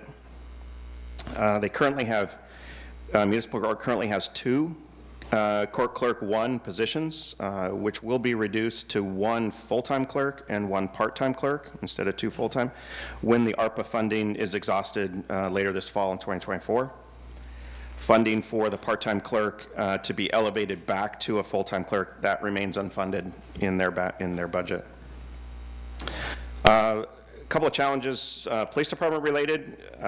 We have some specialty units. I'll refer to them as Community Response Unit or CRU, Traffic Enforcement Team, primarily based on current staffing, trying to fill vacancies and get people trained, get back to our fully allocated positions. We had to pull our community response unit back into patrol and our traffic enforcement officers over the last handful of years, and so we do our best to pick up some of those tasks. That was even mentioned during the public presentation stuff, but we struggle with it, and we just will until we have all our allocated spots filled, and we can reconsider getting back to those specialized units, including revisiting a tactical support team. I was part of that team many, many years ago, and we had it for about 5 or 6 years, and we had just kind of had to absorb all those duties back into patrol. So we're struggling to keep up in some of these dedicated activities that those teams would do. We again requested funds to add what we term community service officers, CSOs, the acronym. However, they're not funded in this current budget. The whole point of CSO or community service officer is that lower level activity that we can carve off from fully sworn officers that are responding to emergency calls and more involved calls. It's just intended to carve off that lower level work from full certified sworn officers. Continuing on with some service delivery challenges, overall enforcement of the prohibited camping ordinance, that in itself is a bit of a conversation. The PD limited staff, we're not able to effectively meet community expectations and city council expectations. Abatement costs associated with RVs, trailers, and vehicles, the best word, they've skyrocketed above any reasonable prediction in the past that we might have had, even budget prep. Enforcement and abatement impacts not only the PD, and this is what I referenced earlier in the successes, but also Public Works in a huge way. Whenever we ask for their help, it diverts them from what they were working on, but they pivot and help us. But it also greatly impacts municipal court dockets. We push a lot of our casework through municipal court, traffic and misdemeanors, and the prohibited camping enforcement goes primarily through municipal court. So any of those increases in activity or enforcement directly impacts their staff. Public Works has been very supportive. I've mentioned this a few times, but it's definitely worth repeating. PD enforcement efforts, however, the cleanups have pulled their staff from other planned projects. And there is added expense for private cleanup companies because of the tasks that they still need to complete. Public Works engages with a private cleanup company, contracts to come out and take care of some of the cleanup that happens. And that's an added expense just so that their staff can stay on the projects that they had scheduled. PD fleet vehicles are a good number, are beyond historical typical rotation cycles, and we have a lot of them now that require just almost constant repair and service time expense. Continuing on with some challenges with regards to emergency management. There is no funding for M&S training supplies, EOC supplies, which is Emergency Operations Center supplies, and technology updates, and nor employee readiness supplies. There's a lot of positive ideas from the part-time emergency manager, but to accomplish some of the things that want or need to be accomplished to fund some of those things that we're lacking there. Although positive for park maintenance, the private security that is focused on park patrols is a drain on funding, which could be used to stand up or fund some of their other city services. And kind of on the theme of safety, I think it's important to recognize in the library, I think we'll have additional information, but library core service, I think we would all agree with this, that one of the library core services is to provide a safe and comfortable environment. When we think of the library, that's what I think we would all imagine. Their requested addition of some security personnel during evening and weekend hours remains unfunded. I think that's important to mention because it kind of ties in with overall city safety. With regards to park maintenance, additional challenge as the updated PROS plan is implemented, it will be important to keep pace with the resources needed outlined in that plan to renovate and improve, maintain existing parks, as well as new parks that may come with residential development. And without those added resources, any progress towards restoring park maintenance service levels that has been achieved will they'll quickly lose any of those achievements. Additionally, the current engineering staff that Heather spoke of does not have the capability to deliver such projects with the staffing that they have. A little more on the park maintenance service delivery challenges. A three-year funding strategy to restore park maintenance service levels using additional resources for materials and services and staffing and capital asset renewal has been stalled at year one due to funding constraints. The next step in that strategy is an additional full-time position, which is currently unfunded request in this 2024-25 budget. Due to staffing constraints, park maintenance staff have little to no capacity to take on additional project management work. And my last set of slides here, I believe. Continuing with service delivery challenges, street maintenance within the park or Public Works Department, staff capacity is being taxed by additional transportation assets that come with camping impacts, residential development, increased traffic operations demands, and stormwater quality facilities maintenance to the point where their current staffing levels are no longer adequate to meet base service needs. Base programs such as crack sealing, curb painting, sign maintenance, right-of-way maintenance must be modified to allow for these additional demands. And a couple different things to point out: as operational needs increase, their ability to address pavement preservation needs solely with gas tax revenue has been significantly impacted, and without additional revenue stream, the city will not be able to adequately preserve its pavement assets.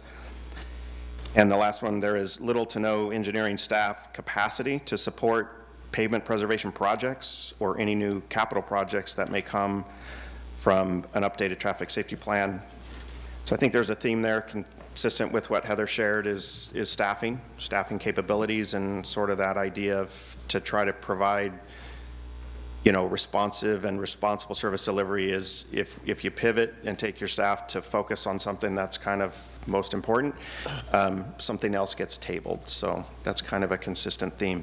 And again, I want to make sure that I'm here just speaking on behalf of Municipal Court, Public Works, and the PD, and any questions that might be directed specifically at them, they'd be happy to answer at the end. Thank you.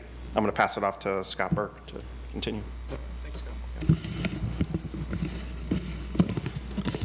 Okay, of all people, I have to make sure I get the mic right. Hello, Budget Committee, and thank you for the opportunity to present even more information to you tonight. My name is Scott Burke. I'm the Information Services Director for the city, and I'm here tonight on a mission to continue talking about responsive service delivery across the city. We've heard about prioritizing the resources we have, about being creative and finding ways to responsibly meet community needs, and I'm going to continue talking about the successes and challenges of several other areas of the city that we haven't talked about yet. So, one of those departments is a story from our library, where the city received a $150,000 grant from the YCCO, or Yamhill Community Cares Organization, to increase the Library of Things borrowing collection. If you haven't seen it yet, stop by, go up to the second floor of the library, where community members can check out and borrow things, electric drills, sewing machines, musical instruments, all kinds of things, alongside the normal books and services that are always available from our amazing library staff. This has been a growing success for the library as they continue to find new ways to deliver one of their core services, which is offering materials for borrowing. And another success to note here is in our Parks and Recreation Department, where the team there has been able to use an equity lens to update the Parks and Recreation open space plans while developing data-driven budget plans for capital and ongoing costs, basically charting a modern path forward for our parks. And we're going to hear more throughout our presentations about community input into the parks planning process and parks facilities as well. There have been challenges in those same areas. To spotlight a couple, as discussed earlier, another library core service is providing that safe and comfortable environment, which is an ongoing challenge to figure out how to provide that security during evening and weekend hours. Likewise, with Parks and Recreation, volunteer management for the hundreds of community members that volunteer their time to help with parks, events, youth sports, all sorts of things across the city. The central management for that organization of volunteers is spread pretty thin, and it's less efficient when managed by multiple people. In a nutshell, we could recruit a lot more volunteers across the city if we had more organizational capacity, so to speak. We could get 100 people to dig holes if we could spare the staff to tell them where to dig. Parks and Rec is also working to develop an adaptive recreation program, removing barriers to recreation, connecting families to programs, identifying program gaps, and generally making sure no one's left behind in our community. And these are core services that Parks and Recreation staff are challenged to provide every day at a high level. A couple other areas of success around the city can be found among our community engagement and city recorders offices, where great work is ongoing to focus on increasing accessibility for the entire community, and the adoption of a public engagement charter and equity lens to help guide our approach to core services and creating processes that can lead to systematic change. In our city recorder's office, we've been recently able to add staff to address several citywide projects, which leads into our challenges in those areas as well. The extra capacity just starts to tackle the backlog on trying to keep up with day-to-day work and still launch much-needed initiatives like citywide records management training, efforts to digitize records and make them more accessible to the public. And likewise, for community engagement, the limited staff capacity creates challenges just being able to address all departmental needs for communication and to continue to engage with the public in a full and effective way. So on a more internal note, to recap some of the city's successes in central services, in information services, one of my personal favorites of many, we've recorded a few notable successes this year. With the council's approval in last year's budget, we have the funds to upgrade the city's aging Hansen system, so we have a new platform to track assets and work orders and build on some new modules in the future. Over at the police department, like we heard about, we've replaced the entire fleet of 17 in-car mobile data terminals, the computers in the cars, and supported all the moves you heard about also to the body-worn cameras and all the infrastructure involved in the back end of that project. And last year, we've also supported the technology and spin-off of the new McMinnville Fire District and also bolstered our cybersecurity stance with multi-factor login authentication across the city, which is a pretty needed security upgrade. Over in our legal department, our success is celebrated in hiring a new city attorney and the city no longer relying solely on outside counsel, except in the case of a few special projects. And we've seen the benefits as our new city attorney has helped the community learn about camping policies and with developing new municipal code definitions and regulations to support all the items we talked about earlier with police and court and public works. And our finance department has been able to adjust their limited resources to focus more on community engagement in the budget process, and it also invested some resources in long-awaited process improvements to some of our internal systems. And at the same time, our HR has been racking up successes with online compliance training, improving onboarding processes, integrating background checks, a huge update to the employee handbook, and implementing automatic driving record checks. So there's so many good things happening all across the city, and so many of these things that are directly affecting the services that we're able to provide to the community in a whole. And just being responsive to what the community needs is a driving force. And part of that responsibility remains to call out the challenges in those particular areas as well. For example, in information services, we're struggling to keep up with everything going on and still be able to be responsive to all these department needs that we serve and all the initiatives that are happening. A lot of times this leaves IS in a what we call a compliance-driven mode, where we have the resources to be reactive with major initiatives like cybersecurity and AI. In an ideal world, we have the resources to work proactively with departments and get in front of things, but we're not usually in that mode. Direct IS costs continue to drastically increase in hardware and software, and that requires more time on our side to evaluate ways to shift to lower cost alternative projects that still, or products that still kind of serve the same needs. It sometimes requires us to push out life cycle replacement timelines for equipment, which is nice, but it also results in more time and resources to maintain older legacy and non-centralized systems as well.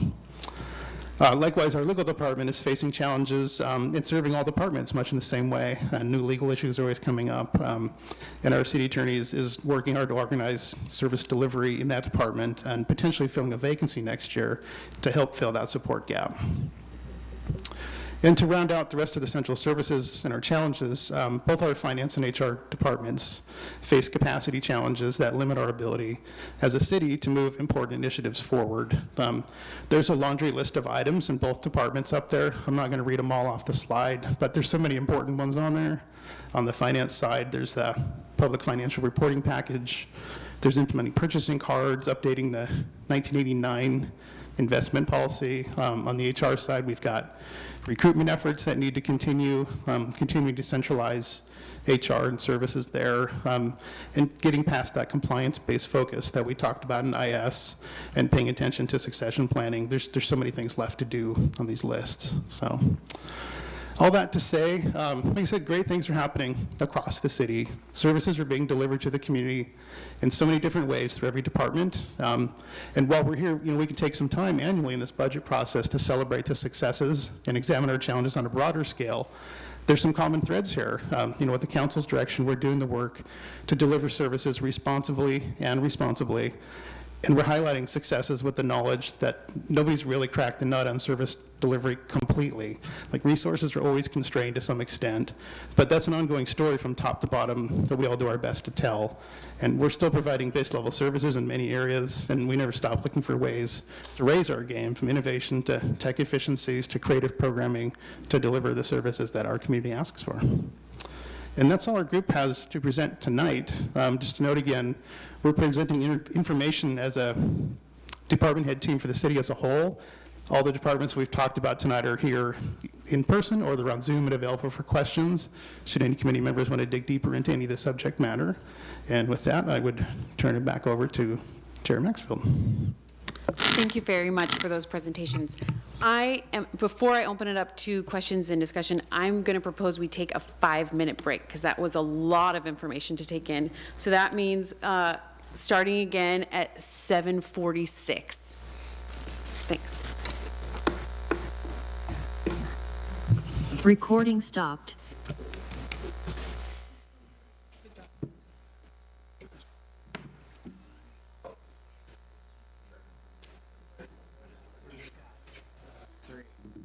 That doesn't happen. That doesn't happen. We're going to sit here next year.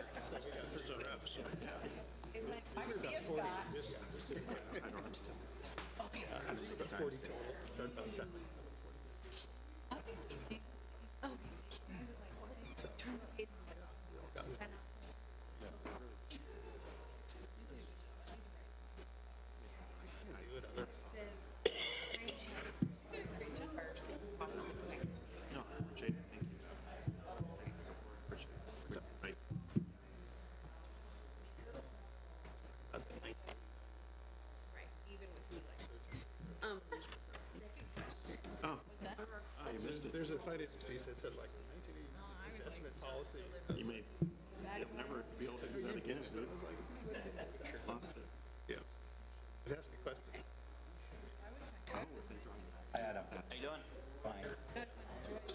So Doing great. Oh, yeah. Anytime someone says something here, right. Anytime someone says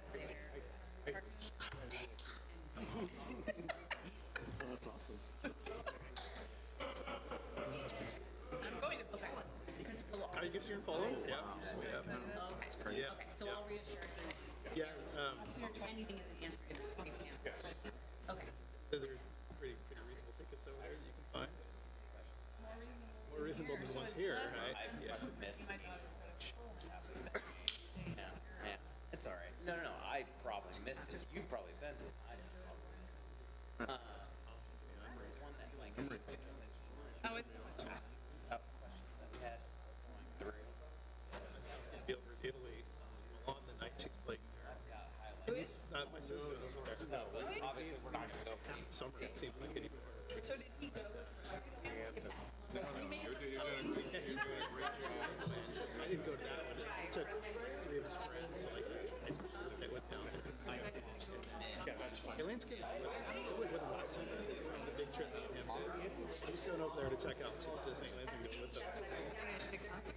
They're going to be there the same as you're pulling for it, but it's like. Dropping tickets in advance. Yeah. So more tickets. Okay. Okay. I think that.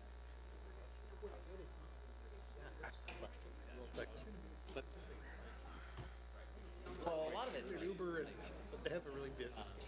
Elaine's like, have like. He's like, I'll do it. Yeah. I think as it gets closer, I think they might take a shot. I think it doesn't seem like it's done. obviously, Yeah, it's not. that's what you're using. So, but it. They got tickets. Big shoes, big shoes. Do it. I'm jealous. It's going, dude. Every so often I forget that you're related to Chris. Who's related to Ken's? Yeah. Oh my gosh. I've already said, I'm going to try and get you. I am a big fan. Big fan. Yeah. I'm like, oh, she works in his life, and then I know the other person. Okay.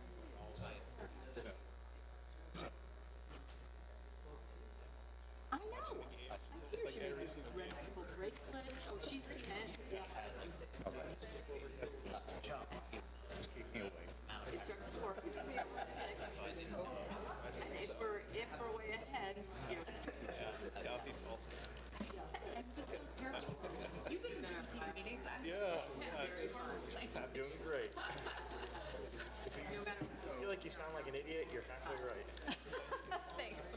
How long have you been on council? Were you around when we would spend hours on Recording in progress. and they would have like maybe about 20,000 of it was public hearings. Yeah. 6 hours for 20,000. Yeah. Yep. I just remember sitting there. Great. Does that work?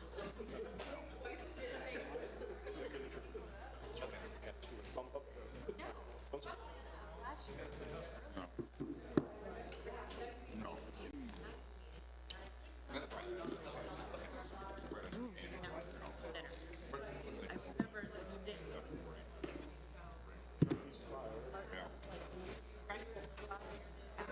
right. I missed you today. I know. That's a Yeah. Hopefully that's the last one. I'm probably going to meet you next Okay, thank you. We're thinking of doing a joint. We are a minute late. Come back, come back.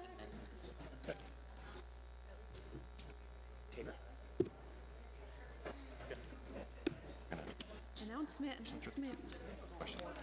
Oh, no. Oh, no. We're now on 7.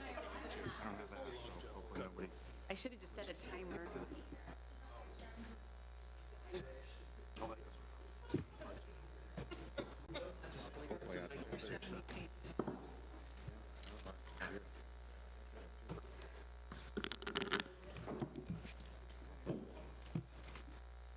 Welcome back. I think we have a critical mass. So I needed to clear something up. We've changed a few things this year. So we're doing these 3 panels with different themes. And so they would like us to direct our questions and our discussion to this panel. But every department head will be here tonight and tomorrow to answer our questions. So if you don't get a question answered or addressed in the 3 panels, we will have time for any other questions tomorrow night. So there's 2 panels tonight, 1 panel tomorrow. Did you have any other? Yes, and the one caveat to that is if, Scott talked about parks maintenance. If you ask a question about park maintenance, we'll probably tap Mr. Renshaw or Mr. Hunsaker to help answer those questions, so. And how are all the questions that Councilor Chenoweth sent forward, are those being incorporated and answered in the presentations? They've all been answered in writing, and they were shared out this afternoon, so you should have them in your packets. Oh, thank you. They'll be part of the record. Thank you. With that, I open it up to discussion and questions about the presentation we just heard about responsiveness in service delivery. If I could have the mic for a second. So, Heather, you and the rest of the panel talked about some unfunded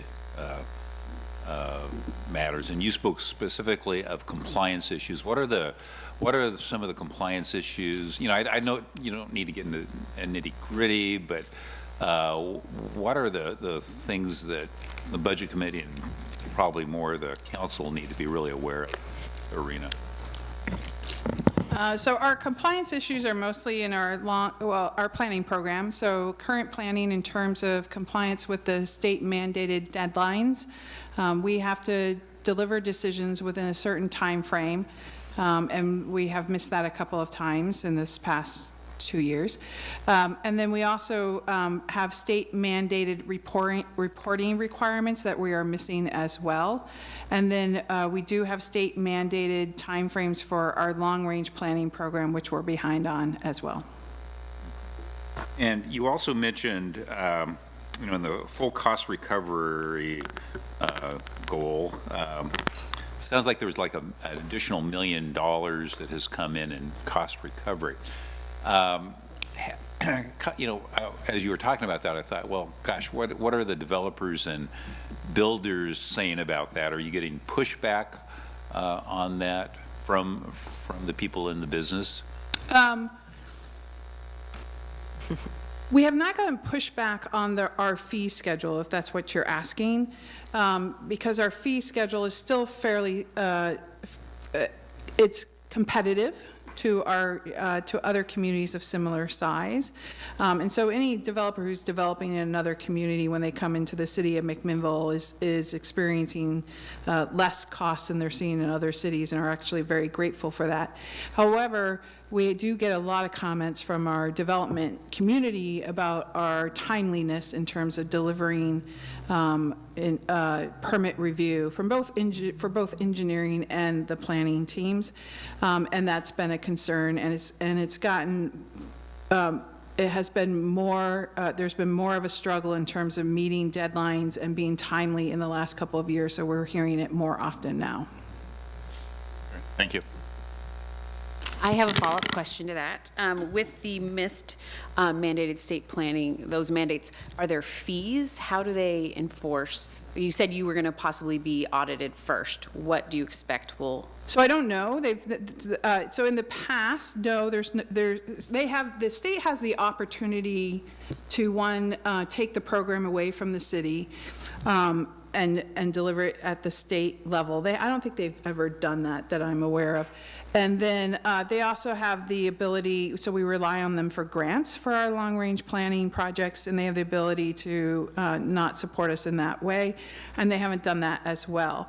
The Housing Production Accountability Office, HPAO is what they're calling it, will be a new program that they're propping up. So at the state level, the interesting part is they've tripled their planning staff at the state level to be able to look at the programs that the cities need to be doing. We're not tripling our staff to be able to respond to that.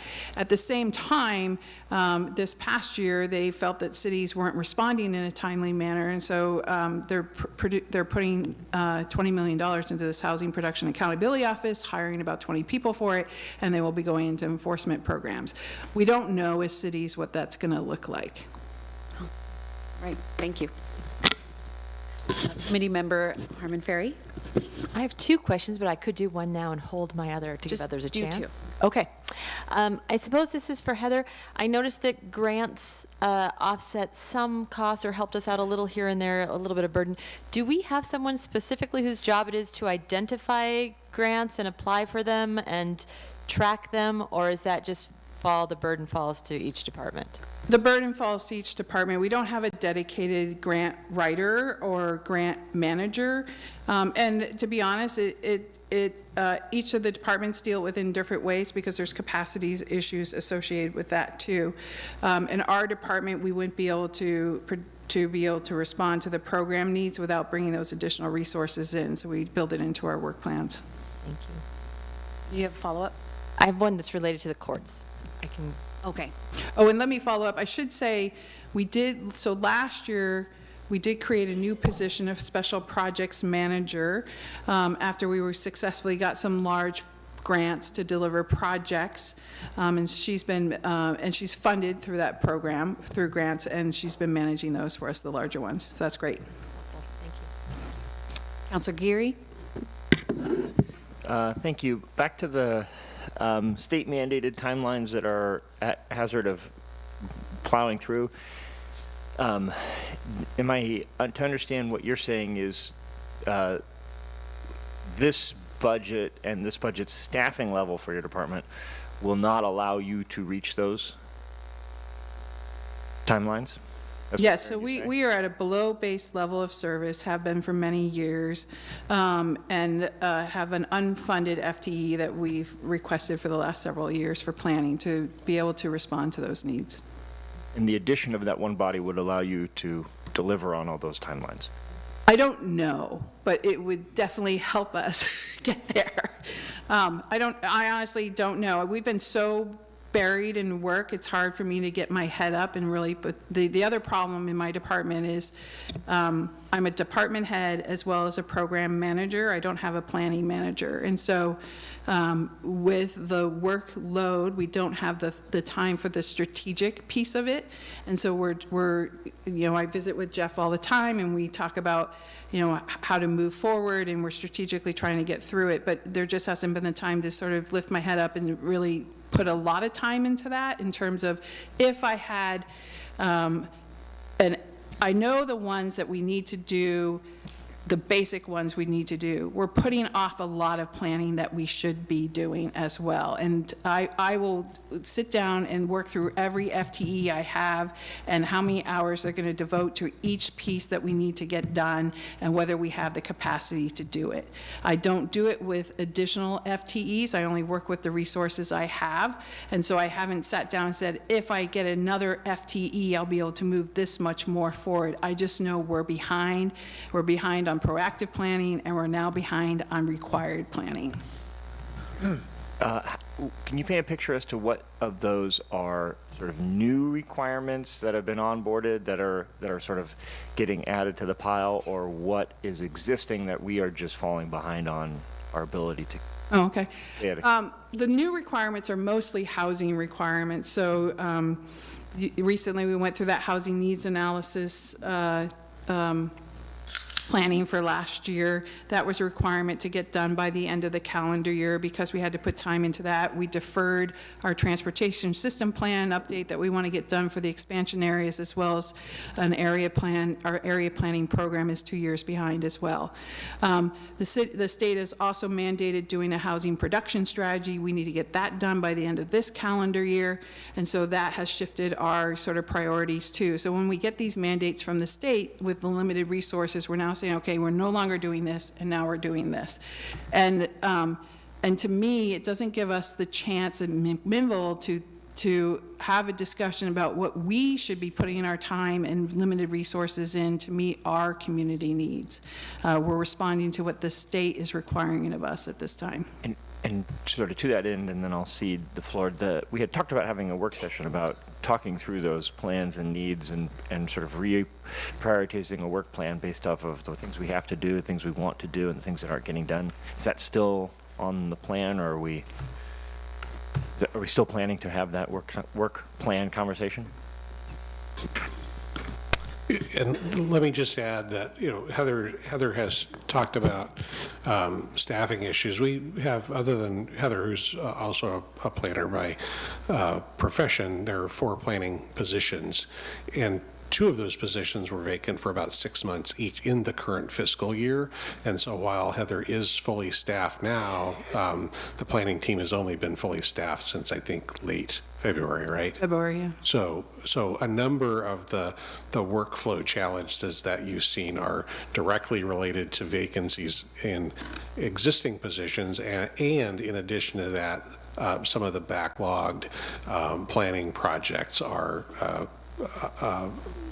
properly characterized as lack of additional staffing. So there's a combination of factors that have been driving some of the challenges in planning over the last year or so. And right, and multiple times we had people sign on and leave and sign on and leave. Mm-hmm. So, yes, over the last 4 years, you've seen a number of positions turn. But so what I'm hearing you say is, yes, we will have a work session on talking through that work plan for planning to prioritize. Okay. Committee Member Ernst. Thank you. So my question was kind of to what Jeff just said, and I know that in previous meetings we've heard a lot about how there's funded positions that we can't fill. So it sounds like now they're at least filled, but we're still recovering from not having those positions filled and being really far behind.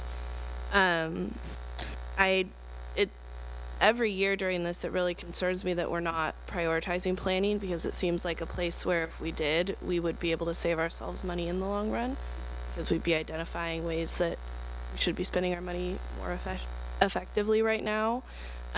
So I really hope we can find a way to fund those positions soon. I also had a question on the municipal court and the community court specifically, because last year in the budget, we talked about, in the narrative section, the community court. But in this budget, it also says that we'll be starting that in this coming fiscal year. So did it get off the ground at all last year? And I also didn't see anywhere, is there anything specifically budgeted for that? Besides, I know like the part-time clerk could cover, it sounds like, or at least increase capacity there. I think this will be a good opportunity to bring in, or at least have Jason Carbajal speak on behalf of municipal court. Okay, Thank you. Oh, please use your mics in the future. Okay, so thank you for the question. Municipal court is looking to expand into a community-style court for a lot of the offenses that we're seeing in the city. And so the addition of the one court day that would take a lot of the traffic and code enforcement violations away from our main docket, we would focus a day of the month solely on those types of issues. There has not been additional resources added for that. There's nothing budgeted for that. We are trying to make efficiencies where we can, and realizing that if we can partner with a lot of the organizations that do have grant funding and do have treatment options available to some of these folks, that it would, in the long run, unburden parts of the court, even though it is an increased workload. Having them come back through the door less likely would be great if they had services and things that we could keep them from recommitting. So no on, this is kind of a plan of our judge, so Judge Poole, myself, the city prosecutor's office, partnering with Yamhill County Behavioral Health, Yamhill and Compass, YCAP, Provoking Hope, really strong partners that do have experience in these things. So I guess to make the answer short, we're trying to do things differently, more efficiently, and trying to get some more bang out of our buck with what we have going on in the court. Okay, yeah, I mean, that makes sense to me, because it doesn't seem like the traditional court responses are working for those kind of offenses, and it seems like it would be a better better to be more creative in how we address that so that we can prevent that from recurring, and because it's not like we're going to collect fees from those people anyway. Or, No, so we're looking, it seems futile to spend a lot of time in court, especially over and over again. yeah, that's the overall opinion of the court, is that we have to find creative ways and ways to keep these from being habitual offenders. And you're right, we levy fines, we levy, there's fines that come along with these types of citations. They're $600 in some cases, and we know walking out of the courtroom that that's not going to do anything. We're not going to see any payments on these. So we're looking for really any idea that we can do that will keep from reoffending, from getting people stable housing, to getting people social services. We want the docket smaller. And the way we do that is by coming up with ideas and ways to keep people from reoffending and getting back into our docket. So do we need to fund that clerk full-time to be able to reach out to the community organizations that are doing that can provide those resources to the people that are in court? Or is that something you think you can reconfigure things to meet the budget? Well, it's like Captain Fessler said, when we reallocate our workforce to certain things, we're just borrowing from the same pot of workers. So then other services that we provide to the city then are inhibited by that action. So I keep going back to efficiency, but I'm trying to get the most out of the 3.5 FTE staff that we have in the municipal court. Thank you. Mayor? Thank you. I'm going to talk to you a little bit, Community Development Director Richards. I want to start by saying congratulations on the grants. It was always great to see those. I know that they take a lot of work and a lot of administration, and also want to commend the Splash and Scrub program and getting volunteers out to help clean up the community and clean up graffiti. That was great to see in there too. And then I'll also throw some commendations here on the construction excise tax.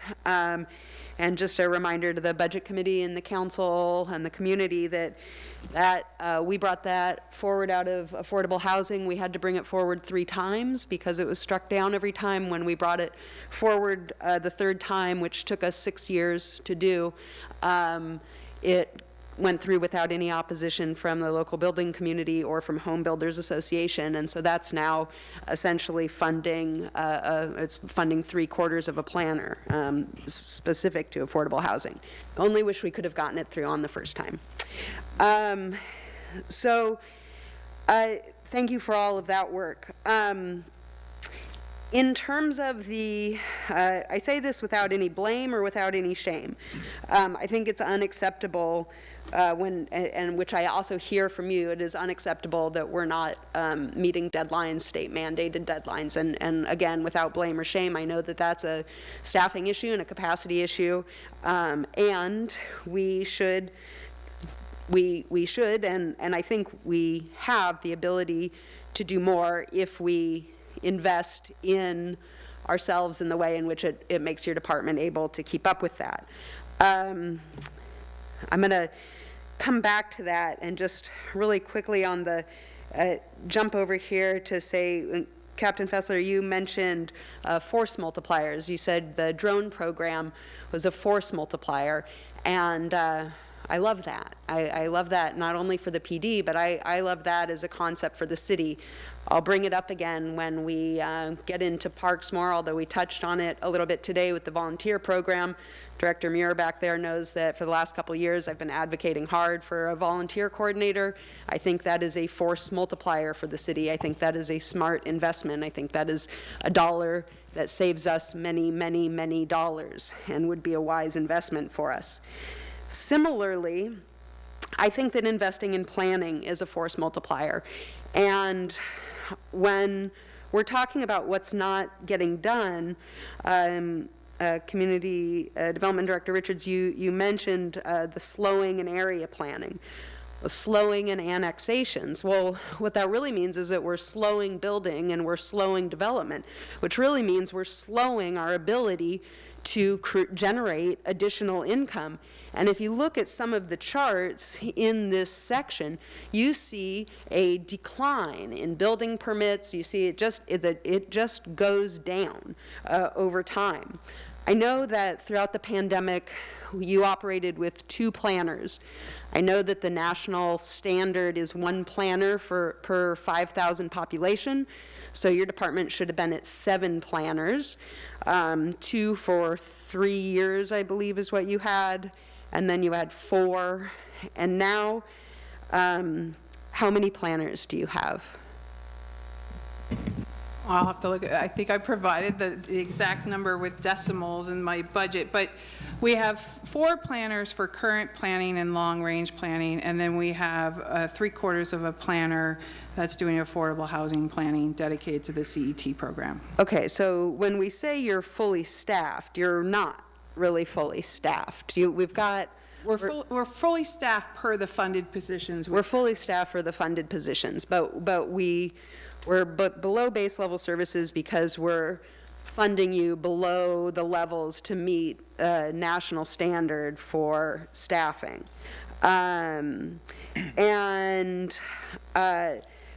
So one more question I have is, does MURAC, I see the Community Development Personnel Services support in the URA budget, but I don't see that MURAC is specifically paying for staffing time. But urban renewal projects also take a large portion of staff time. So when I think back to that construction excise tax and the Affordable Housing Committee being established with a $0 budget and operating with a $0 budget for 8 years until we created this funding mechanism, I'm wondering if in this funding mechanism that was created, the urban renewal area, if it would be logical for that agency to be also funding some planning staff given the amount of resource that it takes. So currently, I believe, correct me if I'm wrong, Jennifer, the urban renewal plan as adopted had a cap on it as to how much of the urban renewal tax increment could go to the city to support the administration and management of the plan. So we have this sort of artificial cap in there. Currently, the urban renewal district pays for 25% of my time to staff the urban renewal program. Is that about right? Yeah, I mean, it's diminishing over time in terms of a percentage. And for example, there is 0 care and feeding costs coming back for the finance department, for Claudia's time putting together all of the meetings that are still statutorily required. So the care and feeding of the district is being subsidized by the city's general fund. And are we at that cap? The administrative cap? Oh, yes. Oh, yes. So every year we look at that. So we have had a discussion where part of our work plan is to do a downtown master plan, which potentially could lead into an update of the urban renewal plan. We've had a discussion internally that if we have to go in and amend the urban renewal plan to remove that cap. So if we go into updating the urban renewal plan, that would be one of the considerations we would bring to the table for the urban renewal board to consider. Okay, well, I would absolutely advocate for that when it gets there. I think that's pretty much all the couple questions layered in with a lot of what I wanted to say, but I guess the underlining statement is that I would prefer that we are investing our money where our money can make us more money, and I think investing in community development ultimately helps solve some of our resource problems, and that's a wise investment. We should be spending money in your department and meeting our state mandates. Committee Member Watney. This is maybe not for right at this point, but will be definitely important for tomorrow. I would like our Director of HR to address tomorrow, burnout and benefits, that might answer some of the questions. What kind of things I'm not even sure who her director of HR is. It's Vicki Hedges, I think. She's online tonight. So it's a she. So Vicki, if you could prepare a short report on burnout as you see it within the state or within the city's staffing, and then what are our legally obligated benefits inside and outside of collective bargaining agreements. Counselor Payne. Thank you. A lot of folks have said it, so I'm just gonna kind of hit the nail on the head here with increasing efficiency and allowing more bang for our buck, so to speak, with potential for return on investment, and ask why we're not talking about why the municipal court software update was not included in this budget. Sure. So let me talk to that, Councilor Payne, and also sort of reflect on the theme of the questions that I'm hearing, and I'm not trying to put words in your collective mouths, but what I'm hearing is what is the path forward to address some of these needs? And I would commend to you pages 34, 35, and 36 of our budget, which identifies the top 10 unmet needs. Those unmet needs were slated for potential ad package funding, and we did not have the capacity to fund those packages without cutting additional existing basic services. Those ad packages would go directly to some of the challenges you heard about tonight. I don't think any of the challenges will be fully cured by the ad packages, and not all of them will be addressed.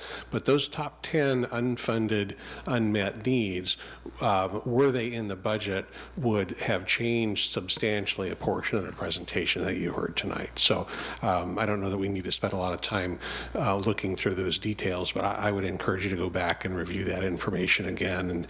And that court software package is specifically on that list. It's in those top 10. So that sort of addresses my question, but we're having conversations about efficiencies, and we're talking about our court that hasn't had an upgrade in I don't know how many years, and $92,000 in a $60 million budget doesn't seem like that much, especially when we're talking about the potential for this software to improve court efficiencies, which improves IT time, which improves PD time, and actually makes potentially the fines and the community support or community court more likely. I'm going to keep bringing it up. I'm going to bring it up all the time. It's been a conversation for the last 2 years, and it just feels a little bit like Muni Court is a little bit of a stepchild right now. The other thing that I would like clarified on page, let's see, we've got page 25. There's a discrepancy between two pages.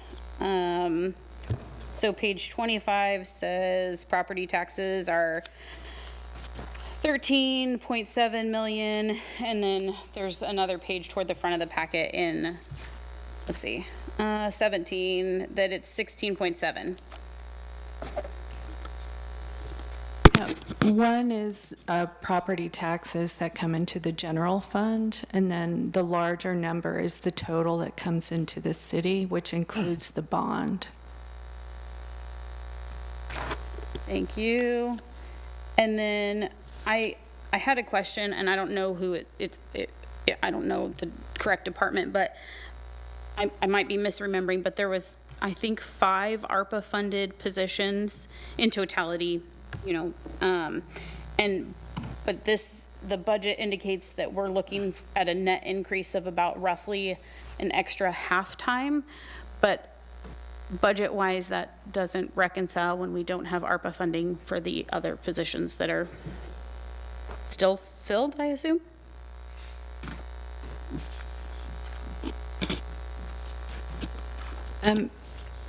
There was a question that I sent out this morning about ARPA funding and what positions there were.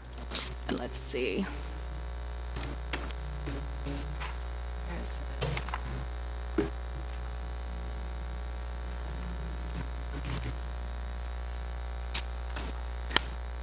There's- I don't think we had 4 or 5 ARPA staff. Let's see.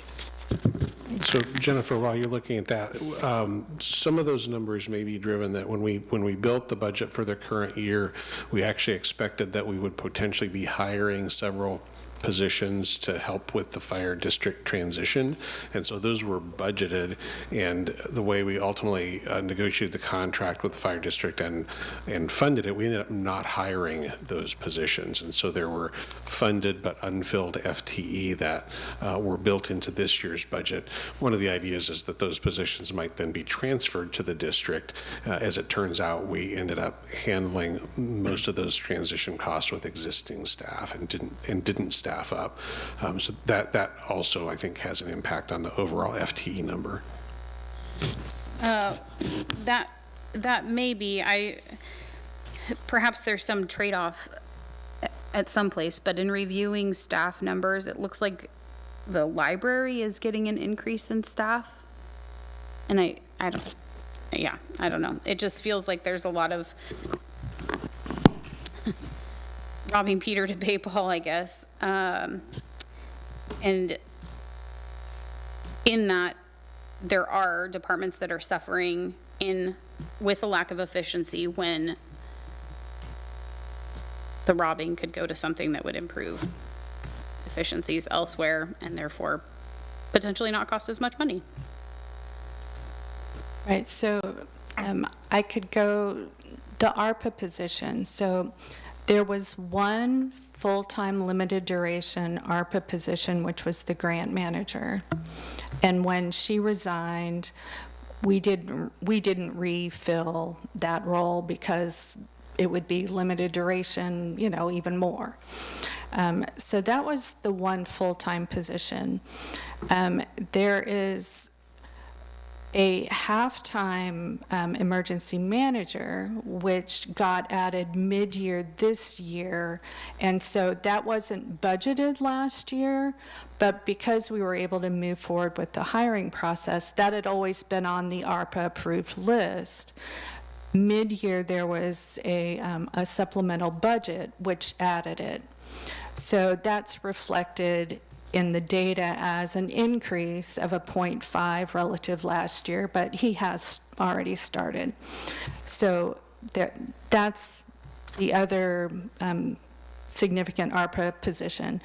Then Heather mentioned there's the project manager role that's new. And among the grants that support her, she's working on some ARPA projects. So a portion of her salary is funded by the city's ARPA designated for the Navigation Center and the Innovation Center. Third Street. And Third Street. So those 3 projects kick in as, based on actual hours that she works on those projects. And then, let's see, there was, we've had one court clerk who's supplemented 2 days by ARPA funding, but the ARPA funding allocated for that activity will run out during FY25, the budget we're looking at now. So that position will actually be reduced from its current full-time status now, 2 days of the 5 days paid for by ARPA. So I think those are all of the ARPA staff funded positions. So I'm not sure where the 4 or 5 staffer comes from, but I don't think there were ever that many ARPA staff included in the proposed, in all of those approved projects. Committee member Harmon Ferry. So that streamlines very nicely into what I was going to ask about, which had to do with the courts. I think, and maybe this will help Mark feel more comfortable too, by and large, the ARPA dollars were spent on things like one-time expenses and vehicles mostly. But my recollection is one of the reasons we used it for the court position was because there was a backlog largely due to COVID, and we were hoping that by funding this position for a period of time, it would help us get through that backlog. So my question is, did we make any progress on that? We have made strides in areas, but we regularly have to decide which work will be completed and what is prioritized in our department, leaving some tasks undone or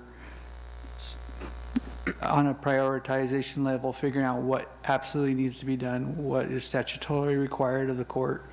And so while we have made headway through the backlog of cases, it doesn't stop the work from coming in either. So, and we're all connected. So when Public Works has park problems, then the PD has an enforcement problem, then the PD cites, and then that comes down to us at the muni court level. So it's not just, it's citywide and it's multi-departmental affected. Counselor Geary? Yes. An engineering question? I think I saw Jeff dozing off over there, so I'm going to hit him with a good one. I'm just kidding, Jeff. So can you talk to me a little bit about the current engineering team's capacity, commitment to reviewing current private enterprise building and development projects? Yes. So essentially 30% of engineering's time is funded out of the general fund, which is where that review takes place. So budgetary wise, we're allocating about 30% of time. There's been often times where that's been higher than that amount, and that's why we've had a lull in our CIP projects, because we've been having to address the development projects that have been coming in and supporting the planning team and the planning work that has to be done, because it's very much a team. We have to work together on each other's projects all the time. So right now it's about that 30%. As Heather mentioned, we're looking at engineering fees for a full cost recovery model, which is pretty typical for the industry standard these days. It's expected by the developers.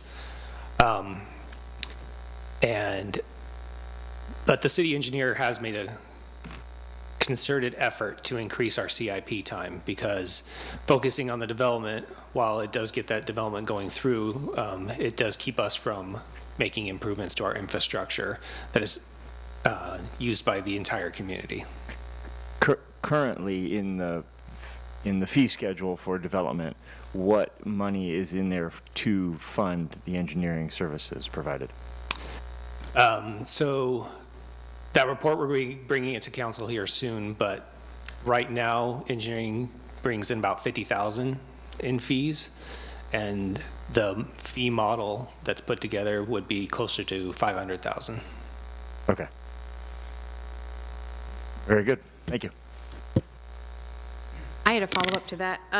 Do you, maybe you don't, maybe it's not in your control. Do you expect the development review fee to come on board this coming year? Or was that all up to council?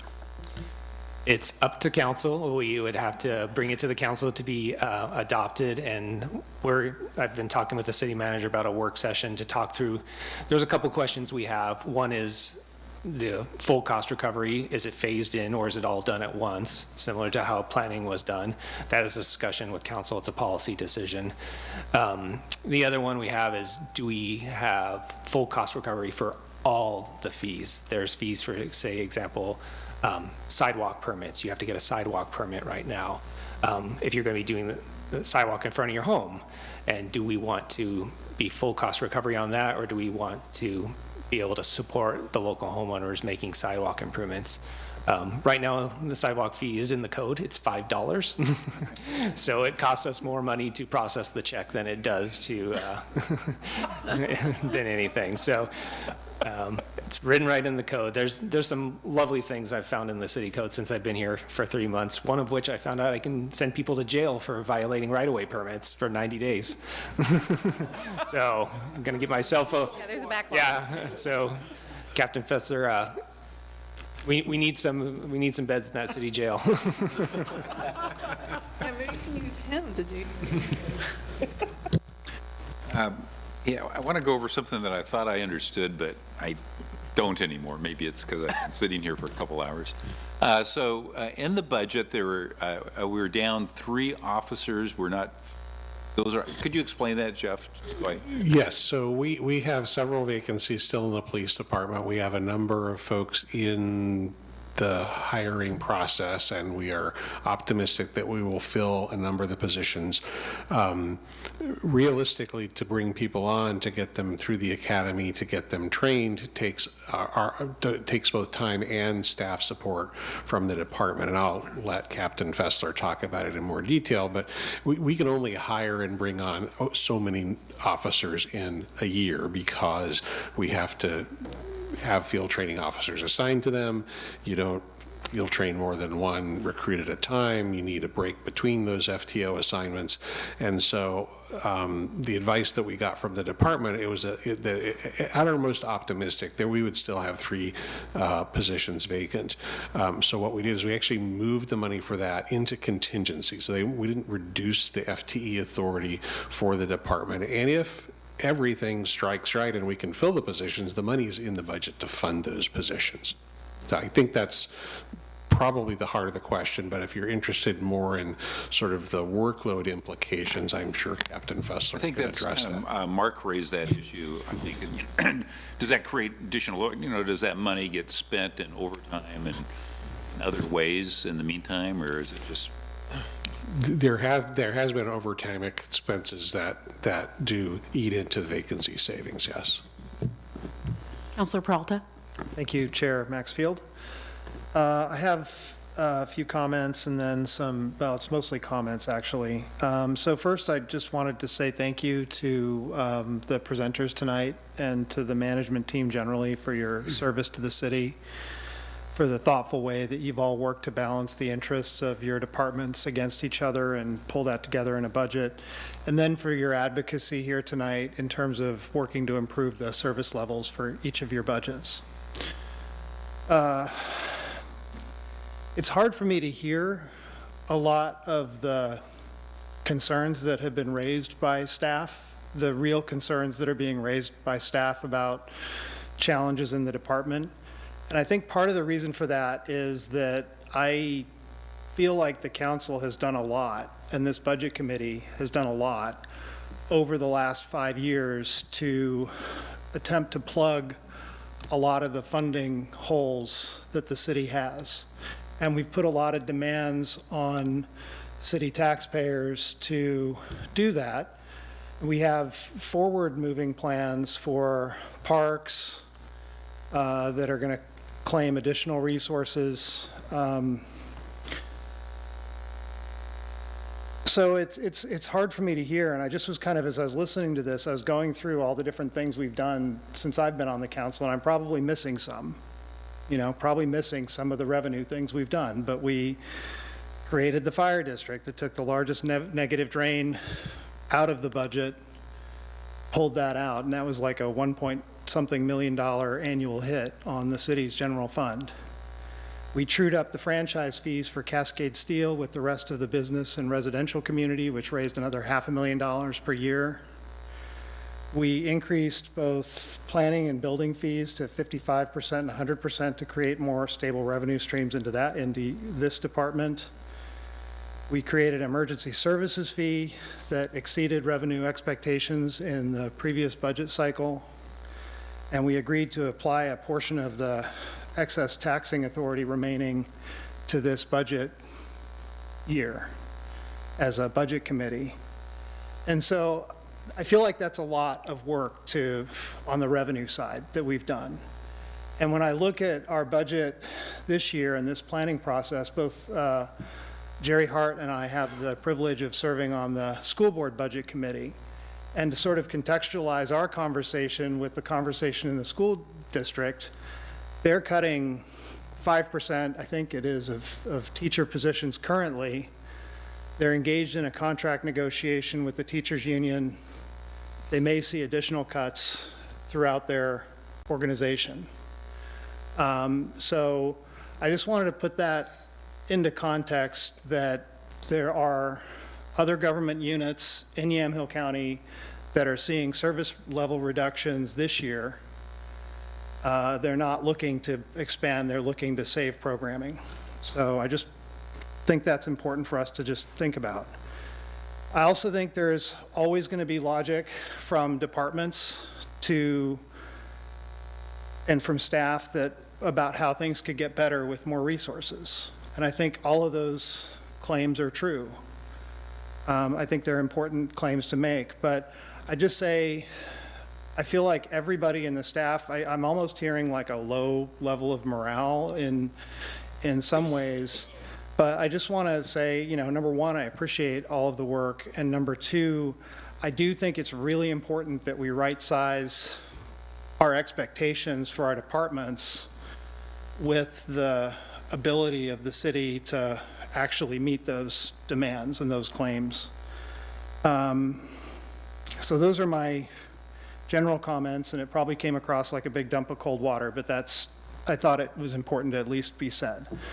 And then in terms of specific policy direction, I agree with Councilor Payne on addressing the software ad for the courts to increase the efficiency of the capacity of the court. I thought we'd already agreed in principle to that previously.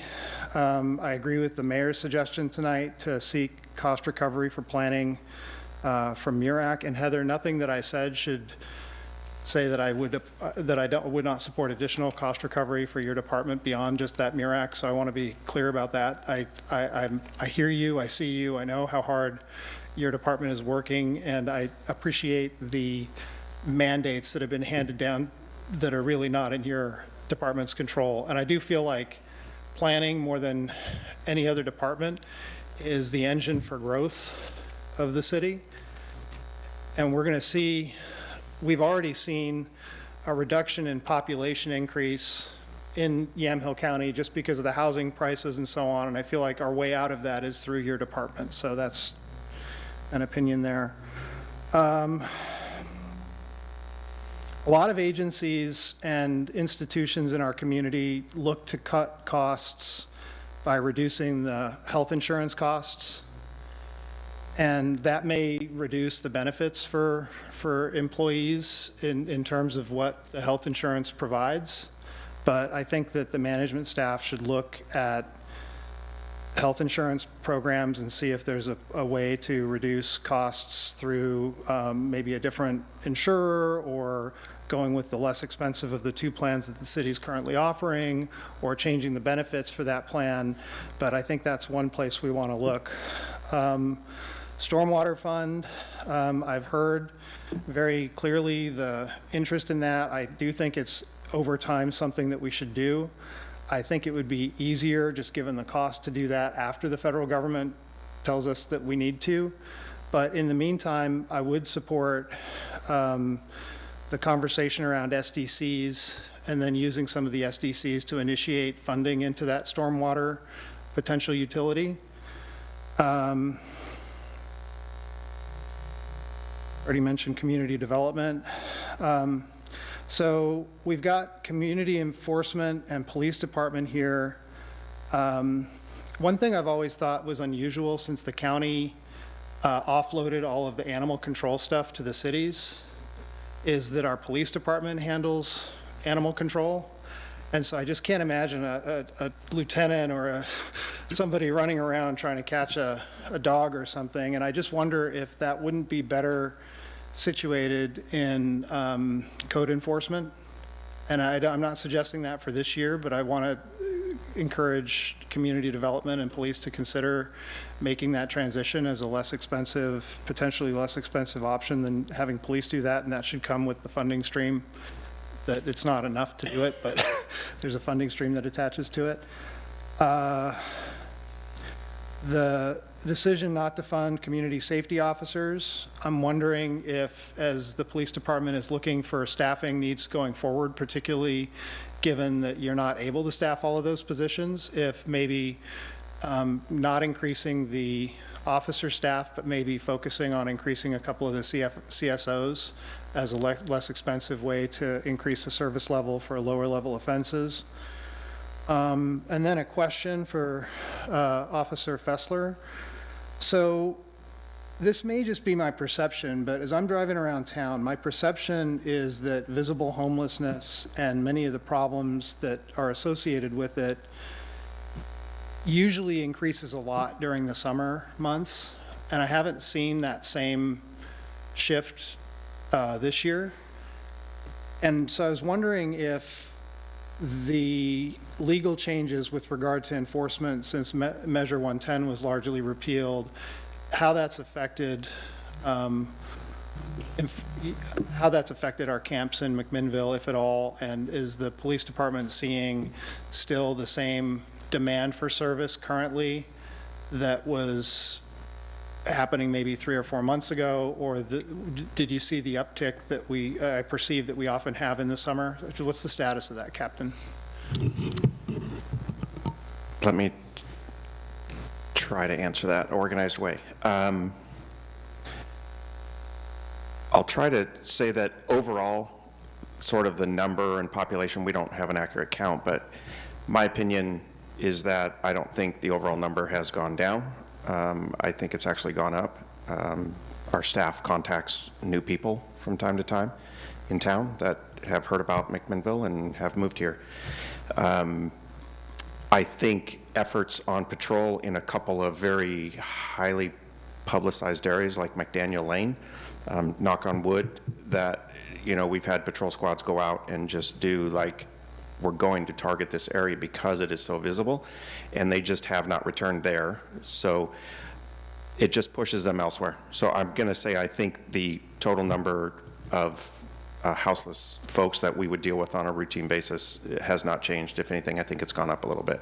But they're out in an area that is, the Dustin Court, Marsh Lane, Rivergate, out in the industrial area. Mm-hmm. You referenced Measure 110 and the repeal of that.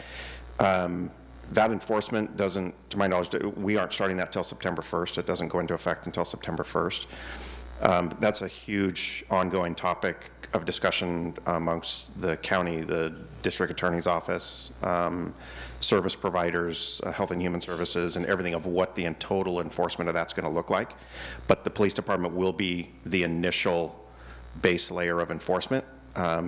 So when that takes effect September 1st, any folks that are caught or contacted and have drugs in their possession, they aren't going to be connected to those services unless they're arrested by the police. And so it's really just going to land on us to start the process to get them onto that path where they then have choices as to how their case can be handled. So I don't have a good prediction of what that will look like September 1st, all the pathways and off-ramps that will happen, but I do know it'll be a call driver for the police, for our staff, just because we will now have the ability to, it's a misdemeanor offense where before it wasn't. So I don't know if I've totally answered your question, but the Measure 110 change, that's coming. That's kind of how we refer to it. We're still having all those conversations to figure out what our officers are going to have to do once we arrest somebody, and then it will be in somebody else's hands with those folks. And so that we're still working hard. Conversations pretty much every week with our partners on that. But the houseless total, I think I've commented on already, is the ramp up. I think it's easier for people to be outdoors when the weather gets nice. I think that's just by default. We're not quite out of the cold season, and so we're going to see what that looks like. We've also experienced in the past where we have done an enforcement effort or an abatement, and we may have seized or abated an RV here or there. I can think back months where when we did that, those RVs ended up in our storage lot, only to see those folks in tents and other improvised structures, and so it just transfers. Now that's easier living, so to speak, when the weather's nice and warmer and stuff, to be in that type of structure, but Yeah, it's constantly evolving. I think it's, we push on the water in one place and it kind of goes somewhere else. But overall, I would say I would predict we're a slight uptick in population. So we're going to see what that looks like when the summer comes. Does that Yes, answer? thank you. Yeah. Okay, I just had one more point, which is that it was mentioned at the beginning of the meeting, some of the different funds that essentially flow into the general fund. And one of those funds is the franchise fee that we get for cable. And I noticed that the MCM 11 fee, changing the allocation from the current 55-45 split favoring McMinnville was part of an ad package. And given that MCM 11 is the only entity in this budget that has actually seen actual downward trajectory in funding year over year because of the reduction in cable usage, I really feel strongly that we need to reallocate at least a portion of the revenue sharing with MCM 11. I think they asked for a 65-35 split in their favor, which in the budget document said it was $65,000 line item. I would be in favor of at least a 55-45 split favoring MCM 11, which is about $30,000. And I am of that opinion largely because of the increased role and that they play in televising these hearings, county hearings, and providing absolutely essential information to the public about what goes on in these meetings while experiencing a consistent downward trend in their revenue. So I'd like to see that as part of the final budget, at least some kind of shift in reallocation. And other than that, I really appreciate the work that everybody's done, and I'm supportive of the budget, and in several of the areas will be supportive of trying to address some of the shortages that you're describing. Council President? Thank you. Since we're on police, I'll start with police. But I have questions across the board. And first, just thank you for staff and City Manager Towery for putting together a budget that addresses concerns across the spectrum for a full-service city. It's not an easy thing to do. And I appreciate the work that all you department heads do and your line staff. First, for Captain Fessler would be, could you explain what vacancies currently are in the department outside of the 3 vacancies that have been vacant all of last fiscal year, and the 3 vacancies that we plan to leave vacant this fiscal year? Yes, I'll go through, if you'll bear with me, I'll try to go through a short, just numerical exercise. Yeah. So we have 43 allocated sworn positions. That includes the chief, 2 captains, and an admin sergeant that we kind of refer to ourselves, that's the admin side. So that's 39 sworn officer positions that are out driving cars, doing detective work, school resource officer. Of those 39, 30 are allocated to patrol. That's how we are kind of our organizational chart right now, 30. 7 of those are in our detective section, so there's a supervisor and a group of detectives, and 2 are school resource officers. So I'll kind of work back up. We only field 1 SRO right now. The other position is vacant, even though the school district is willing to pay half of that salary. They pay half of both of those salaries. We just don't have a body to give them. So we have 1 SRO. Of the 7 in the detective section, we're currently at a supervisor and 4 detectives, so there's 5 right there. All the other vacancies that we have all come out of patrol. Right now, try to give a picture to what that looks like. Right now, based on completely vacant spots where nobody is hired, also combined with somebody who is hired and in training that's not producing their own work, they're joined at the hip with another trainer, or they're at the police academy or something, combined with medical leaves, injury leaves, family leaves. Right now on patrol, I've never really expected we would get to this point, but we have 4 squads that next week we will probably be operating at 4 officers, 4 working officers on each of those squads. So that's like 16. And our minimum staff is 4. So every shift we push out 4 officers, and if somebody's sick, we fill it. If somebody's at training, we have to fill it, or we just don't send them to training. So we're really faced now with a combination of some leaves that are going on, affecting a lot of departments in the city. So we get to that sort of low point, you start adding back in the folks that we are in training, the 2 that are at the academy, we have 2 that have accepted job offers that will start end of July, start of August, and we just got another one signed today, and he will start like July 1st. So we go kind of from the low point, and if we go back forward, I hope this makes sense, if we go back forward in a positive way, when we get to the start of this upcoming fiscal year in July, counting all those hires, even though a lot of them are not producing work on their own, we will have 5, by my count, 5 of our 43 spots that are vacant. So we've hired, they are either in training, the academy, or have not quite started. They've accepted their job offer. Their just hire date is like a month or 2 out before they can transition their families here and stuff. So at the start, pretty much about a month into the 25 fiscal year, we will be working to fill our 5 vacant spots. And then it's just the push, the pipeline to get them through. If they're a lateral, it's maybe 3 to 4 months of training to get them on the road where they're actually producing work, or if it's a brand new recruit, it could be upwards of a year to get them through orientation, go to the academy, field work before they're finally solo, probably 10 to 12 months. So we can get all our positions, our push will be to fill those 5 if that's what we're allocated. And it will take some time before those actually translate. But the goal, number 1 goal, is to fill all those. I hope that's kind of a really easy numerical exercise. That's what I do on my end. I'm like, where are we at? Kind of how many do I have pushing cars, and how many do I have working, in the schools and things. But right now we have 5 vacancies if you were to dig down. And that's counting the 3 that we plan to leave open this year? We just have 5 of the 43. Okay.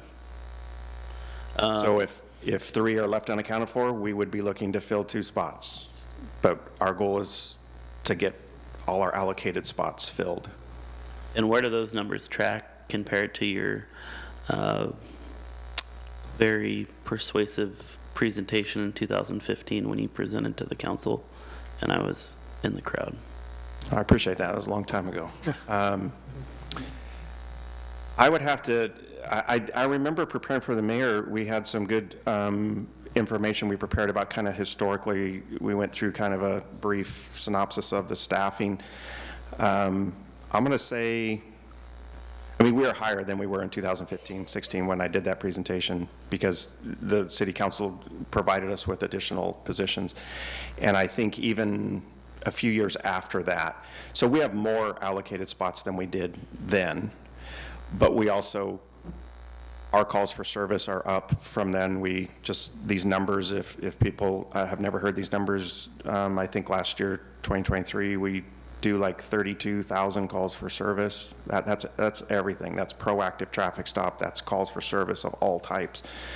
And that would be up considerably from 2015, 2016. So, the workload has increased. The proportionate of employees, yes, we've gained more spots, but probably the amount of work that each person's doing has probably gone up.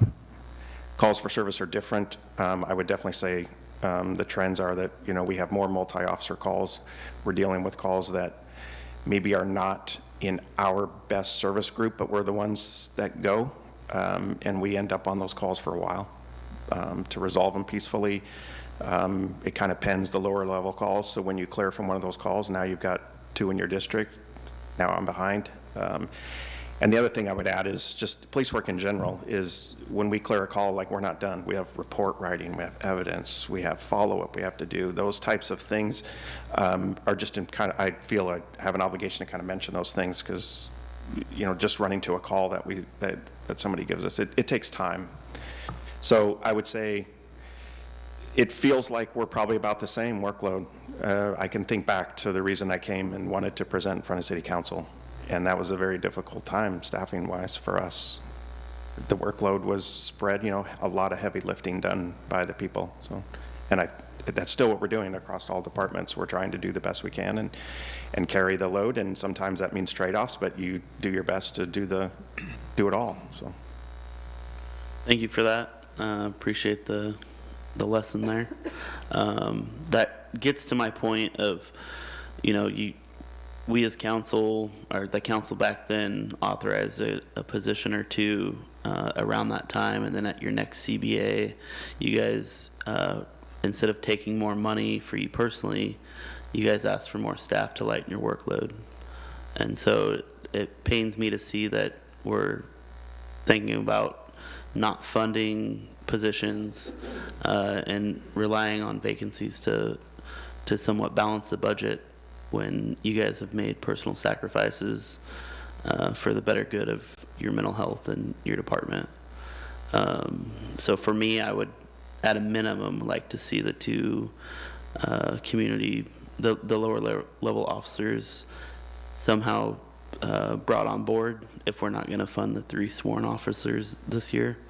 And then I would take any feedback HR Director Hedges could provide on the reality of hiring and getting full staffing to the PD this coming fiscal year, or if we truly can't bring those 3 people on board.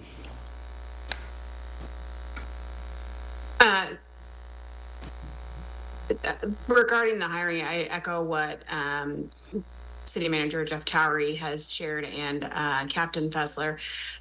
We are doing our best to hire and recruit the talent. We are getting people in the door.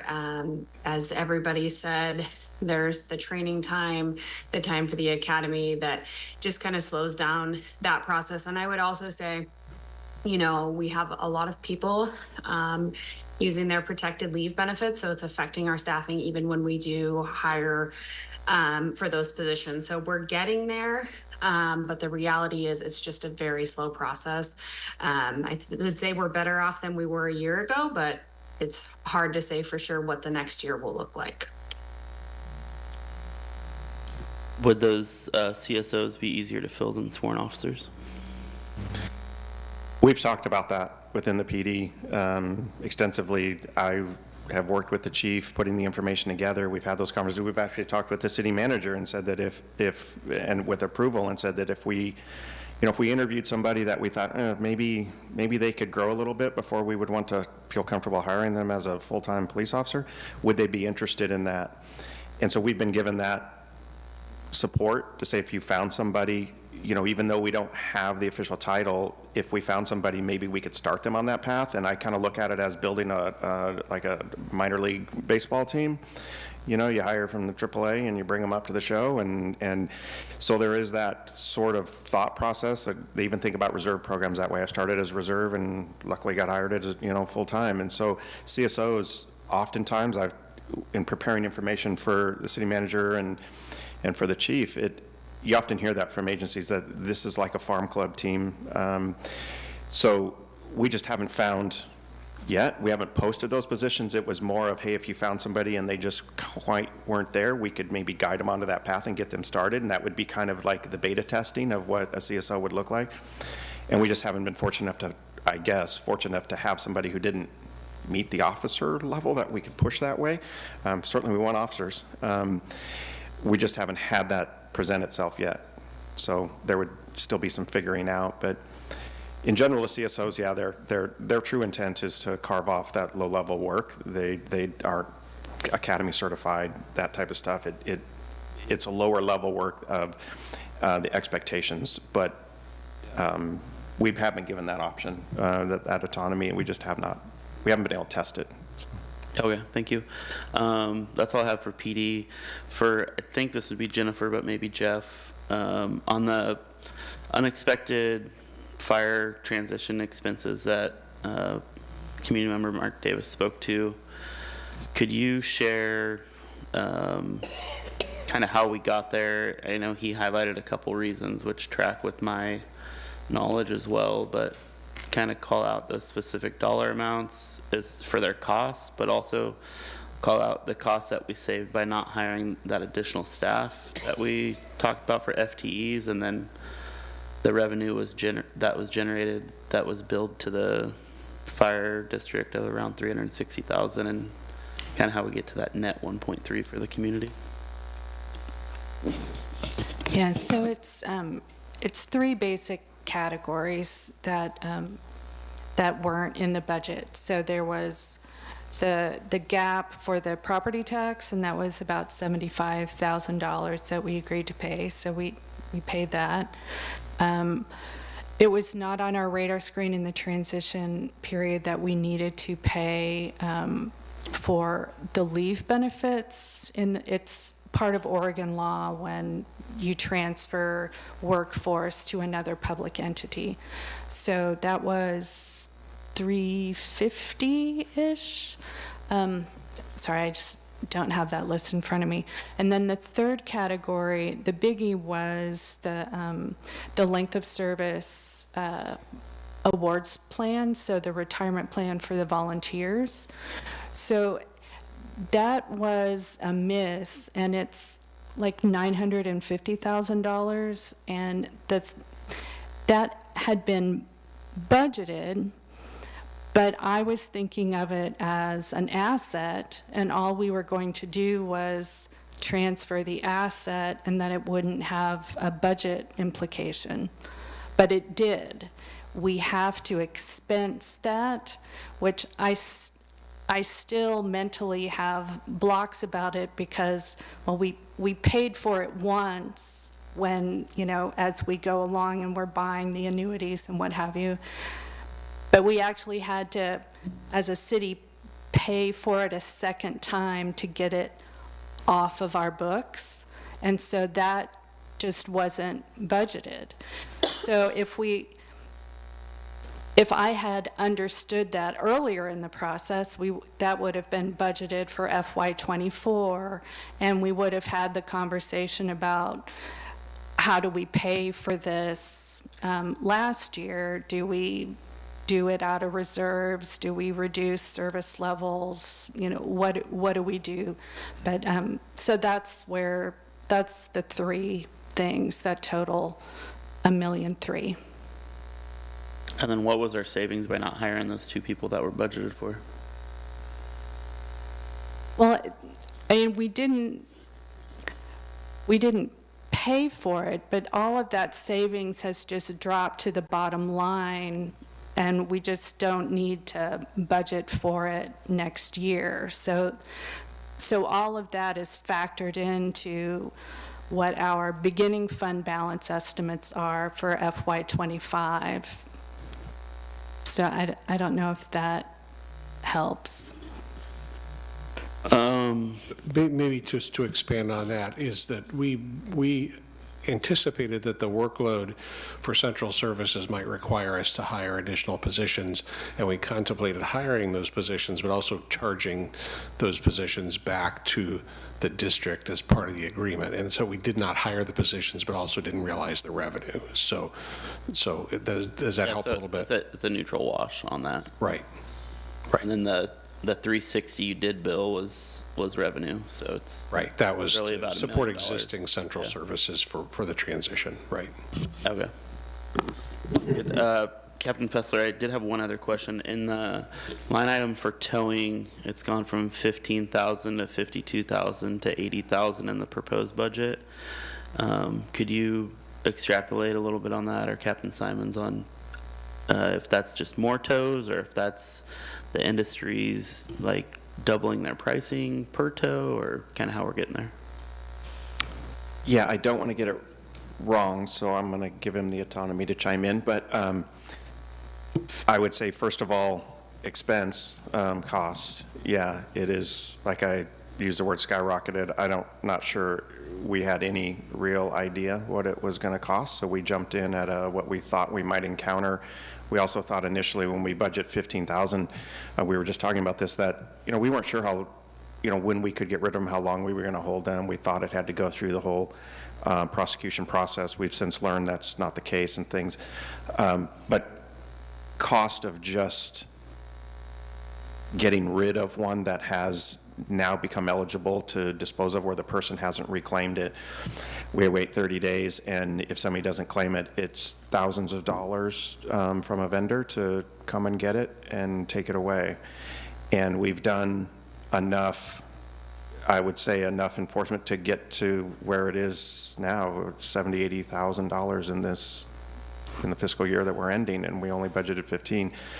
I think the estimation in the upcoming budget is, it's going to allow us to still do enforcement, but, I think we know it's not really a guess. It's a hopeful number, but I think it's, we could probably easily eclipse that just like we did this year, but it's really going to tell on possibly, not really the change that's coming to the city ordinance, but our ability to do some enforcement under that new change. It sometimes just sends a message. If we go and there's a group and we end up with an abatement and we abate one, it sometimes kind of moves the problem for a while, not totally. So I don't want to get away too far from the numbers. I don't know if Captain Simons has anything he wants to add in the moment.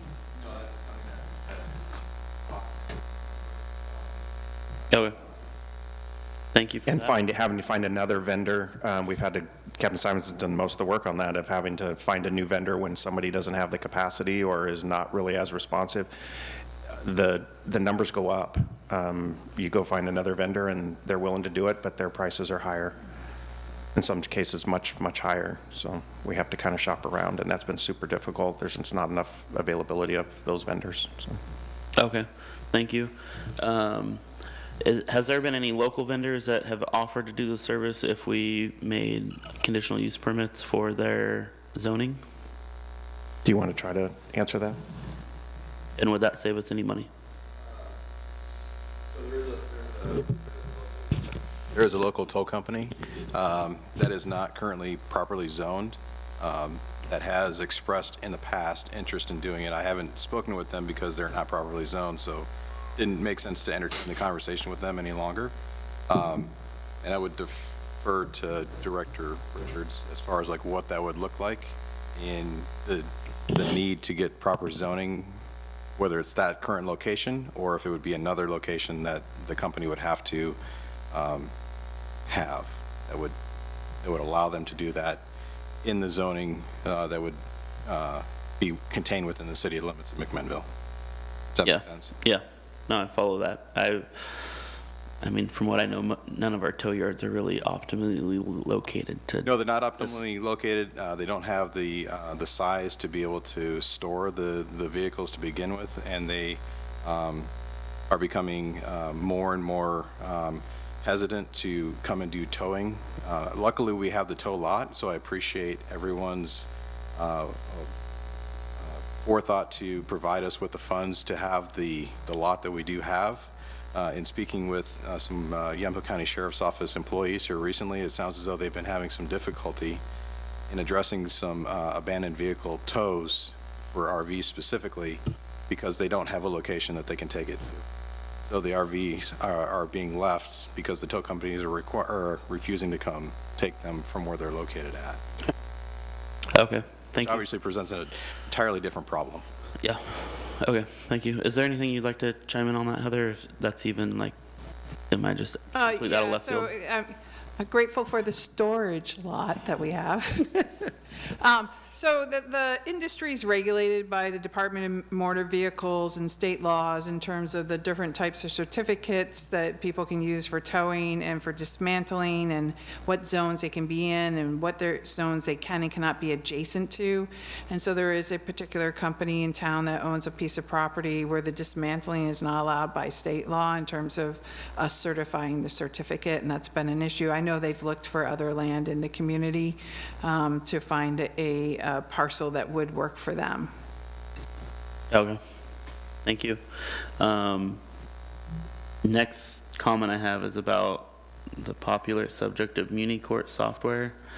I would put some support around finding a way to get that into this year's budget, whether that's increasing the loan amount from wastewater, you know, with them losing the halftime or full-time to halftime clerk 1 position, and hearing the efficiencies that a software upgrade would get, I could get behind finding a way to fund that, whether that's through wastewater or some other, you know, if we sharpen our pencil in the budget document pages here and fund it that way.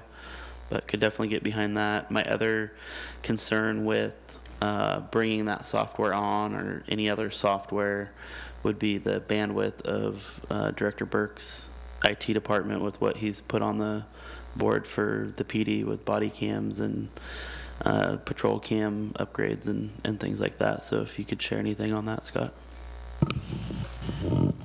Yeah, in the course of the notes I'm scratching out in all these conversations, I have a note to meet with Director Quaylar and propose March is a good month for us to do that upgrade. So to say we have the bandwidth to take care of that next year. There's a lot of planning that's going to go into that project, and then I think it's not going to be something we're going to start on July 1st. I know there's been some work that's done beforehand on getting some bids are going to need refreshed and looking at the software and what it's going to do, but every department has a big piece of software, so to speak, and the wheel goes around and around. This year is Hanson. Next year we have a PDRMS project that's going to be a 2-year project. You know, the year before it was a different department. It's time for the court. I think they're in the zone of, you know, the next department up in terms of technology for sure. And we have that in the back of our heads all the time. So I would totally support that logistically from our department, and I'm confident we could take care of that. Okay, thank you. In the interest of time, I will cede further questioning. I wanted to check in, do a time check and a kind of a pulse on the group. Is it important we do the second panel tonight? It is. I think we can do that. Okay. And it could be that there's some questions that we carry over to tomorrow and still stay within our budgeted time. So is that all right with everyone if we just save our questions? Because everyone will still be available for answering questions. I guess unless there's an immediate follow-up to something that Councilor Marvin just brought up. All right. So maybe we will take a 5-minute break and have the second panel come up? Yep, that'd be great. Thank you so much. That's 9:16, everyone. Right.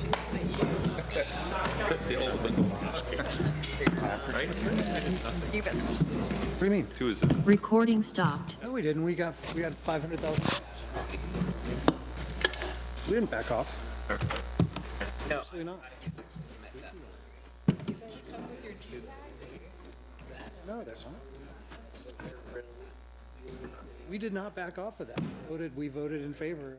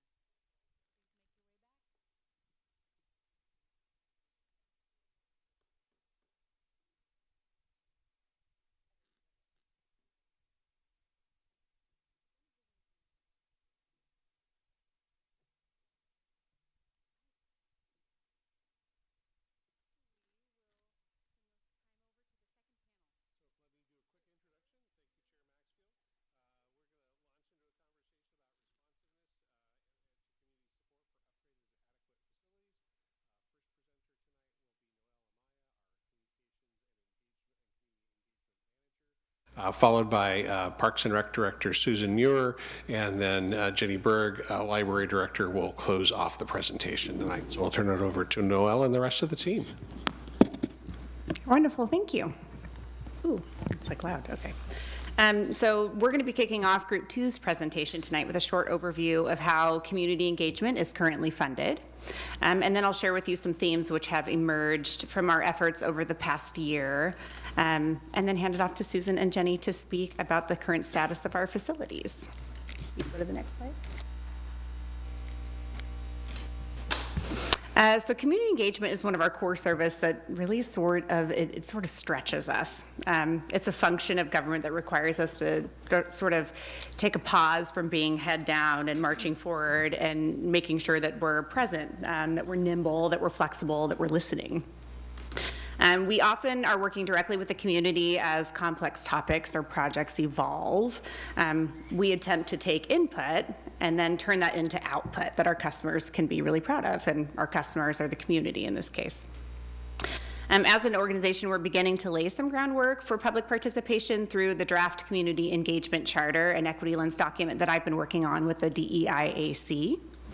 But until we get to a place where that document gets embedded into our processes, we'll continue to see some inconsistencies between the level of engagement that we're able to support. Right now, funding for community engagement varies, and the reason it varies is because it's heavily reliant upon the specific project itself, the contract or the contractor that you're working with and their specific abilities, and also the knowledge or capacity of the staff who is assigned to the project. There's a considerable difference in engagement between projects that have a lot of funding for community engagement built into them and the ones that don't. I'm looking forward to the recommendations that we'll hear later in the year from the organizational assessment for diversity, equity, and inclusion, and how they'll support the city's values of accessibility and overall community engagement activities. Go to the next slide. So that being said, tonight I want to briefly talk about 3 specific projects that we did, all which had very different funding sources, but very similar feedback, which we will, it'll make a nice segue into leaning into what we heard from the community and how we're planning to prioritize our work based on what we heard. Over the past year, the city conducted several projects that we brought to the community for input. The Parks, Recreation, and Open Space Plan, which you're all familiar with. Community engagement was a huge component of this work, and we spent a lot of time writing very specific goals for community engagement into that RFP. The Planning for Equity, the DEI Public Facilities Assessment. This focused in on 9 census block groups in hopes to center the voices of those who live within those blocks with an equity lens. The goal of that work was to help inform future facilities or infrastructure planning. That project was grant funded, project in partnership with Heather's team and with the Department of Land Conservation and Development. And then dollars and cents, funded by the city council dollars that were set aside for community outreach related to how the city should prioritize the $1.50 per thousand of assessed property value after the creation of the McMinnville Fire District. In addition to that, we also held 2 community design workshops for the 3rd Street Improvement Project, 2 community design workshops for the Fox Ridge Road Area Plan, 1 listening session regarding homelessness and prohibited camping, 1 recent learning session as part of the stormwater utility education, not to mention the numerous project advisory committees that were formed from McMinnville community members who volunteered to take part in those projects. We're not going to get into how those projects were funded, although I thought they were important to mention here in this space. Next slide. Via those 3 projects and the various mediums that we used, we heard from about 9,000 community members, give or take, which is about 25% of our community. The themes were very consistent between all those 3 projects, or at least they had ties into one another. Via dollars and cents, you can see from, or maybe you can't see it very well, I guess, but the top 5 priorities which McMinnville residents selected for further investment. Those survey results tied into exactly what we heard from the PROS Plan survey number 1. as well as perceptions that we heard related to the infrastructure throughout the Planning for Equity outreach that we did. Much of what we heard from that project tied specifically to the conditions of our roads, safety of our roads, sidewalks, and safe transportation. The second graph was taken from the Pros Plan Survey number 1, which shows that McMinnville residents feel that our community has a desire for additional access to fitness, sports, and wellness classes, as well as they really want adequate aquatic programming. And in the recent poll that you're going to hear more about from Susan regarding the new facility or the addition of a new facility, we just finished that up just not even 2 weeks ago. We heard positive support for funding a new rec center facility that included upgrades to the library. And my last slide, please. So some of the key takeaways from these projects: McMinnville residents desire safe, livable neighborhoods with infrastructure that supports the variety of needs across the spectrum. Above all things, McMinnville residents desire public facilities and city service that are accessible.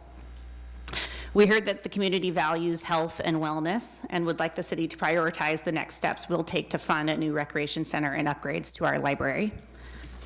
And my last point, we want to keep engaging the community. And so in order to do that, we have to close the loop and be better at closing the loop on the work that we're doing with the community and for the community. And not only does that build trust and transparency in government, which is sort of a given, but it adds to an overall sense of well-being and the public's understanding of public process. When we're intentional about our engagement, we're not just doing it to do it, then we're able to be intentional about those outcomes as well and how they're going to serve the individual and collective need of the community. And that's it. With that, I'll pass it off to Susan.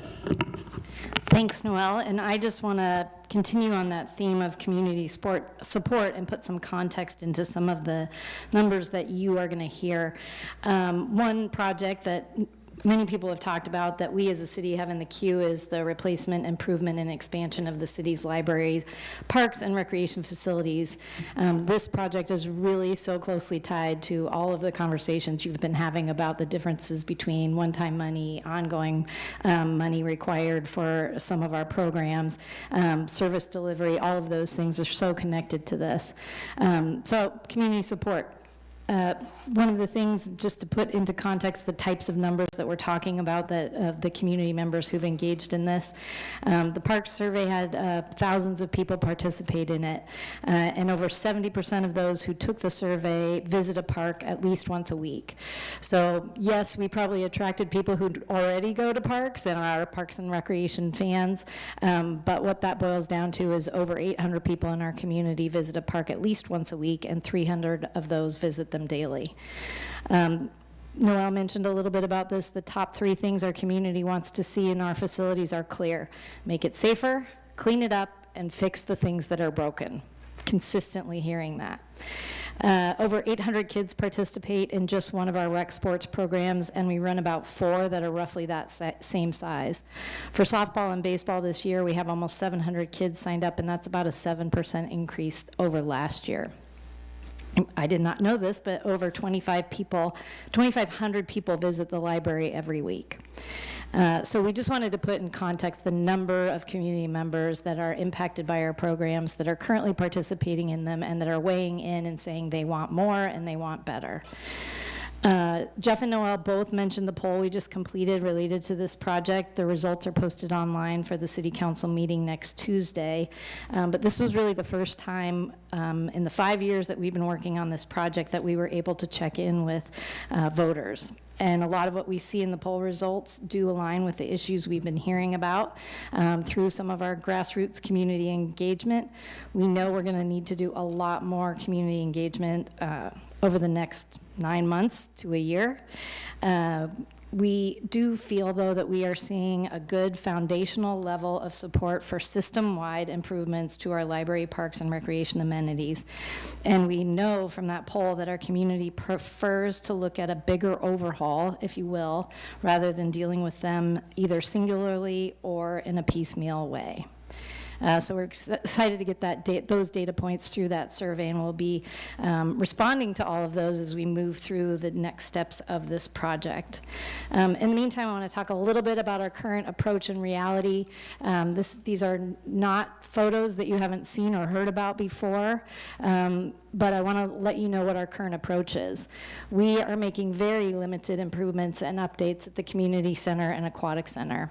I do want to call out Rob Porter and Katie Noyd, who are the program managers for both of those facilities and bear the brunt of what you see on the slides here.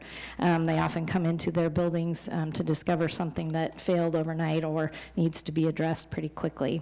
They, along with their staff, deal with the buckets, the leaks, the broken doors, the vandalism. You all know what we're dealing with. And we do really appreciate the level of support we get from other departments, including Public Works. Ron Ponto from the police department, although it might not seem like a lot of help to them that they give to us, but it's nice to know sometimes that you can call for help, particularly when you're evacuating a building due to a faulty fire sprinkler launching off the fire alarm. It's just nice to know there's a little bit of support that we can call. We continue to do some preventative maintenance work at the senior center, library, and newer buildings, and you'll hear more about that from Jenny. And we've talked about this in other circumstances tonight.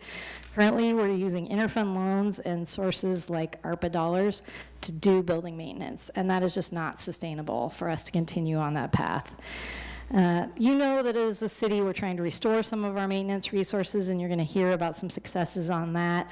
We're working hard to plan for and build not only what we can afford to construct, but what we can afford to maintain, program, and replace. I used to tell the Community Advisory Committee, MacPac, it's often harder to find money for the ongoing operational costs than the one-time capital costs, and we're keeping that in mind every step of the way.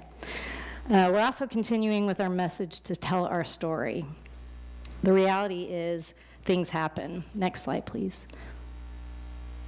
Yeah, I already covered that one. Sorry, next slide again, Daniel, thank you. Okay, so these are social media posts that we've been really trying to increase transparency about what's going on. The one on the left is very recent and actually is still needing to be followed by folks. The elevator at the community center stopped working last Wednesday. It's still not working. The parts are literally obsolete, and we're going to wait to see if the part the contractor thinks could work does work, or if we need to rebuild the guts entirely. While we do that, we move events. We let patrons know who need an elevator, that the elevator isn't working, and we try and move things around to accommodate those outages. The other one is a leak at the aquatic center notice that we sent out so that people would be aware of what we were dealing with.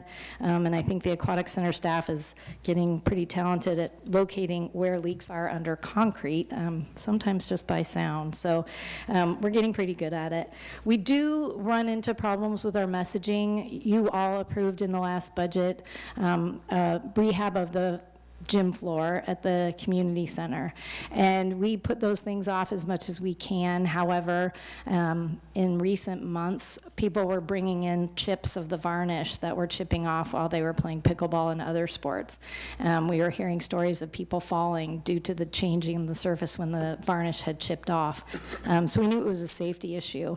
But yet when we do it, and even when we post on social media that this is a safety issue, we still know that the community sees us investing in these buildings and wonders why we're doing it. So we know we need to continue with those messaging components. Next slide. So replacing and renovating our valued community spaces. This, as you know, is a city council priority.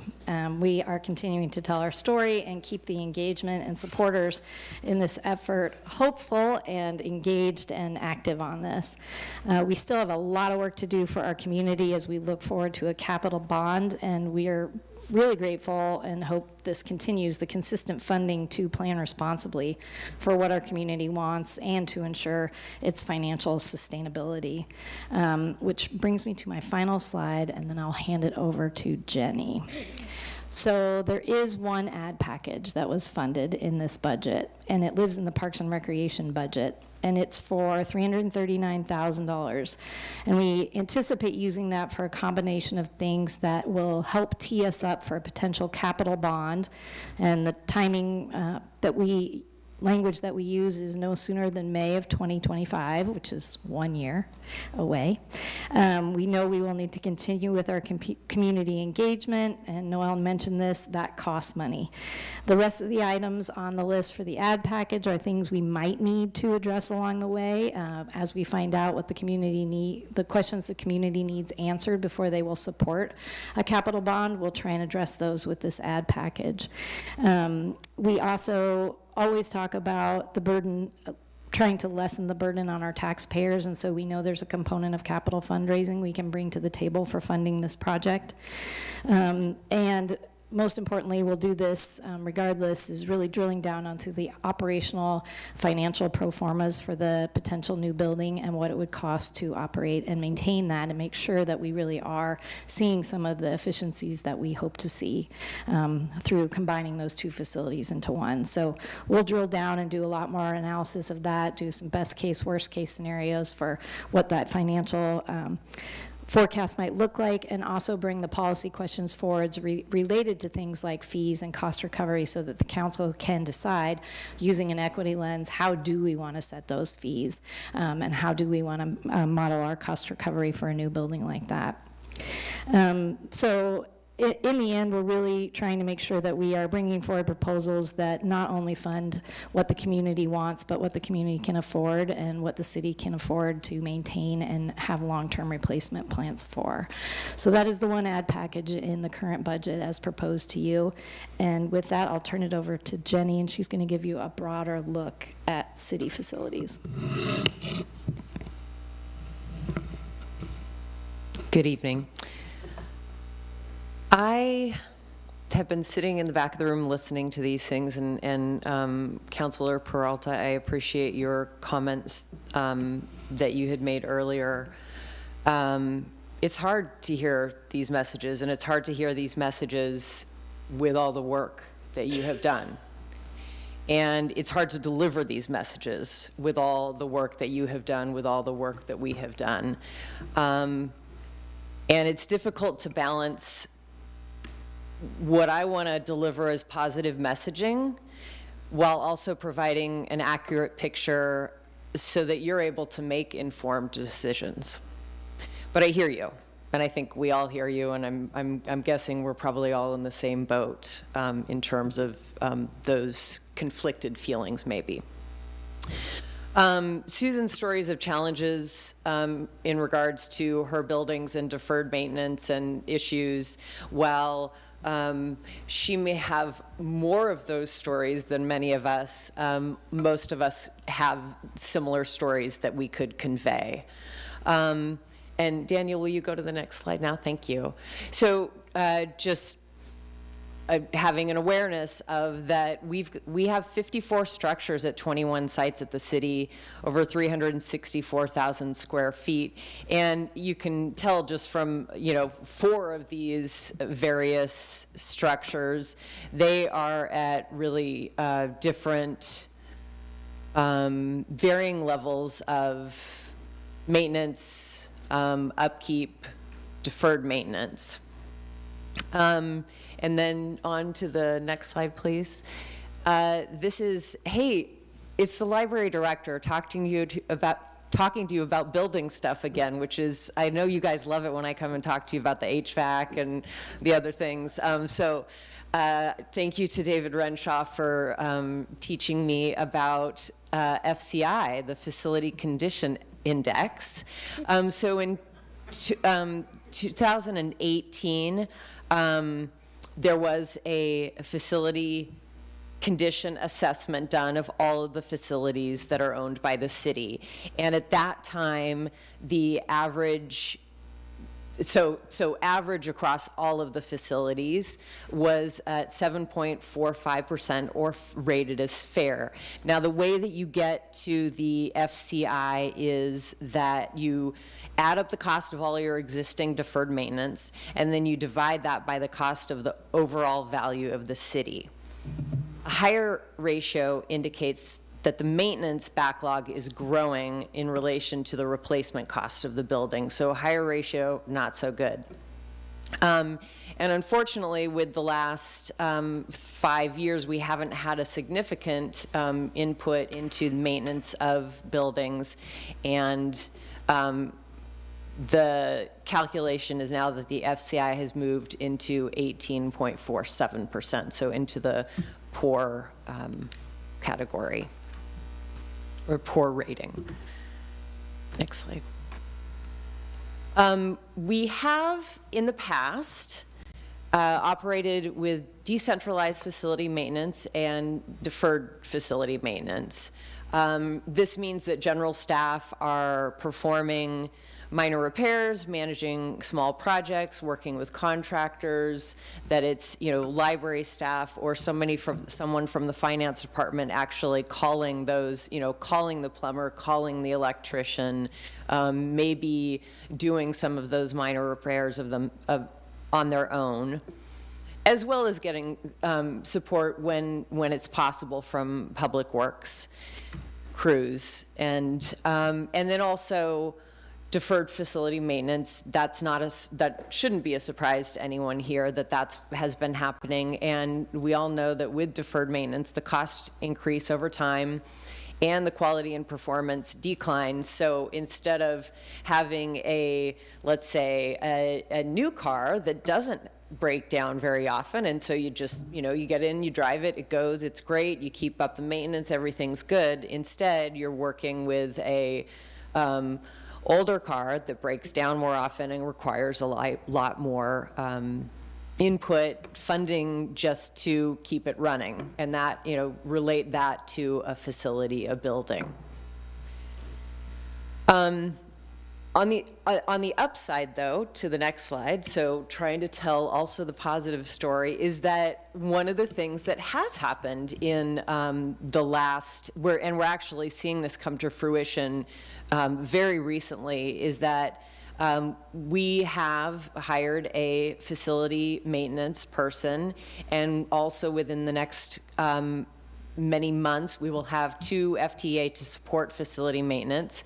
This is through funding that was added in fiscal year 24, and also restructuring of existing resources.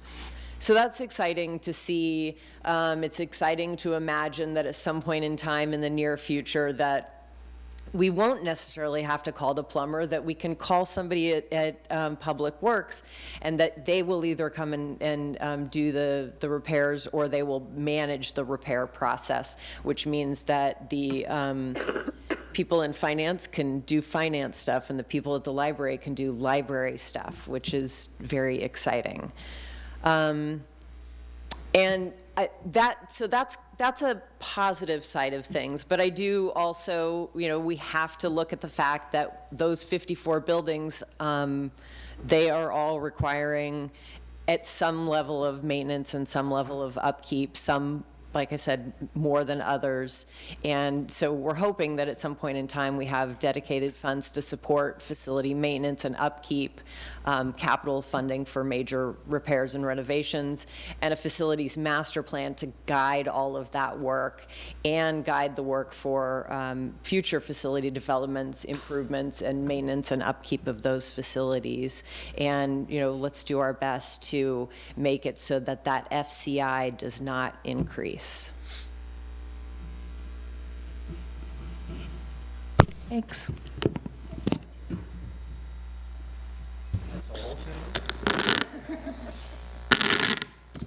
Are you actually trying to retire your work belt so you don't have to go to make all these repairs yourself?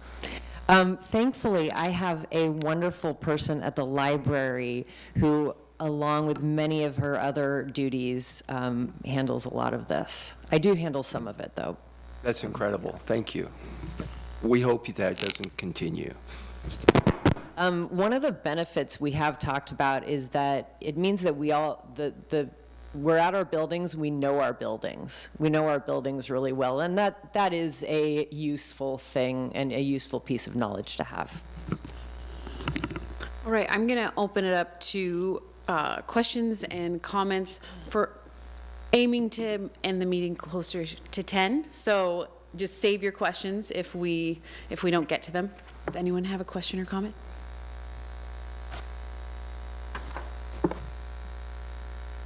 So my question is for Noelle Can you speak into the mic a little bit? Yes, sorry. Is that better? Yes. Yeah, okay, I can hear it too. So where exactly in the budget does the community outreach come from? I saw that at least in the mayor budget that looked like $15,000 less was budgeted for fiscal year 25 compared to 24. But then there's 42,000 in the grants and special assessments, so. Are you looking specifically at the city council budget? It was, yeah, the mayor city council budget is where the 15,000 less was, but then in the grants and special assessments, there's another 42,000. I just think it's very important that we're continuing to do the community outreach, and so I don't want to be dedicating less funds towards that. Because so some of the funds that are found in the mayor's budget specifically go to specific projects like the community fair or the state of the city. And Claudia manages that piece. In terms of specific funds set aside for community engagement, we've got about $12,000 total, and that falls within the community services budget. So some of those are for printing and general outreach, but that's what I was touching on in the first piece, is that the funding mechanism for community engagement relies heavily on the project itself to fund that piece, and so that's why it varies so widely. Okay, all right, thank you.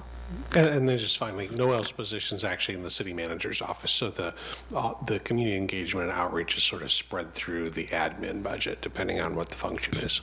Okay, thank you. I have a quick question. On page 90, it says there's a rental property repair.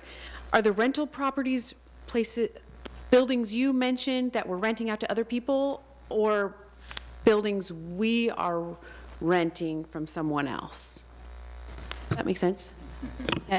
They're the properties that the city owns. There are a handful that are rented out, and the one that probably folks are most aware of is the Nelson House, kind of there by the pool, where the Chamber.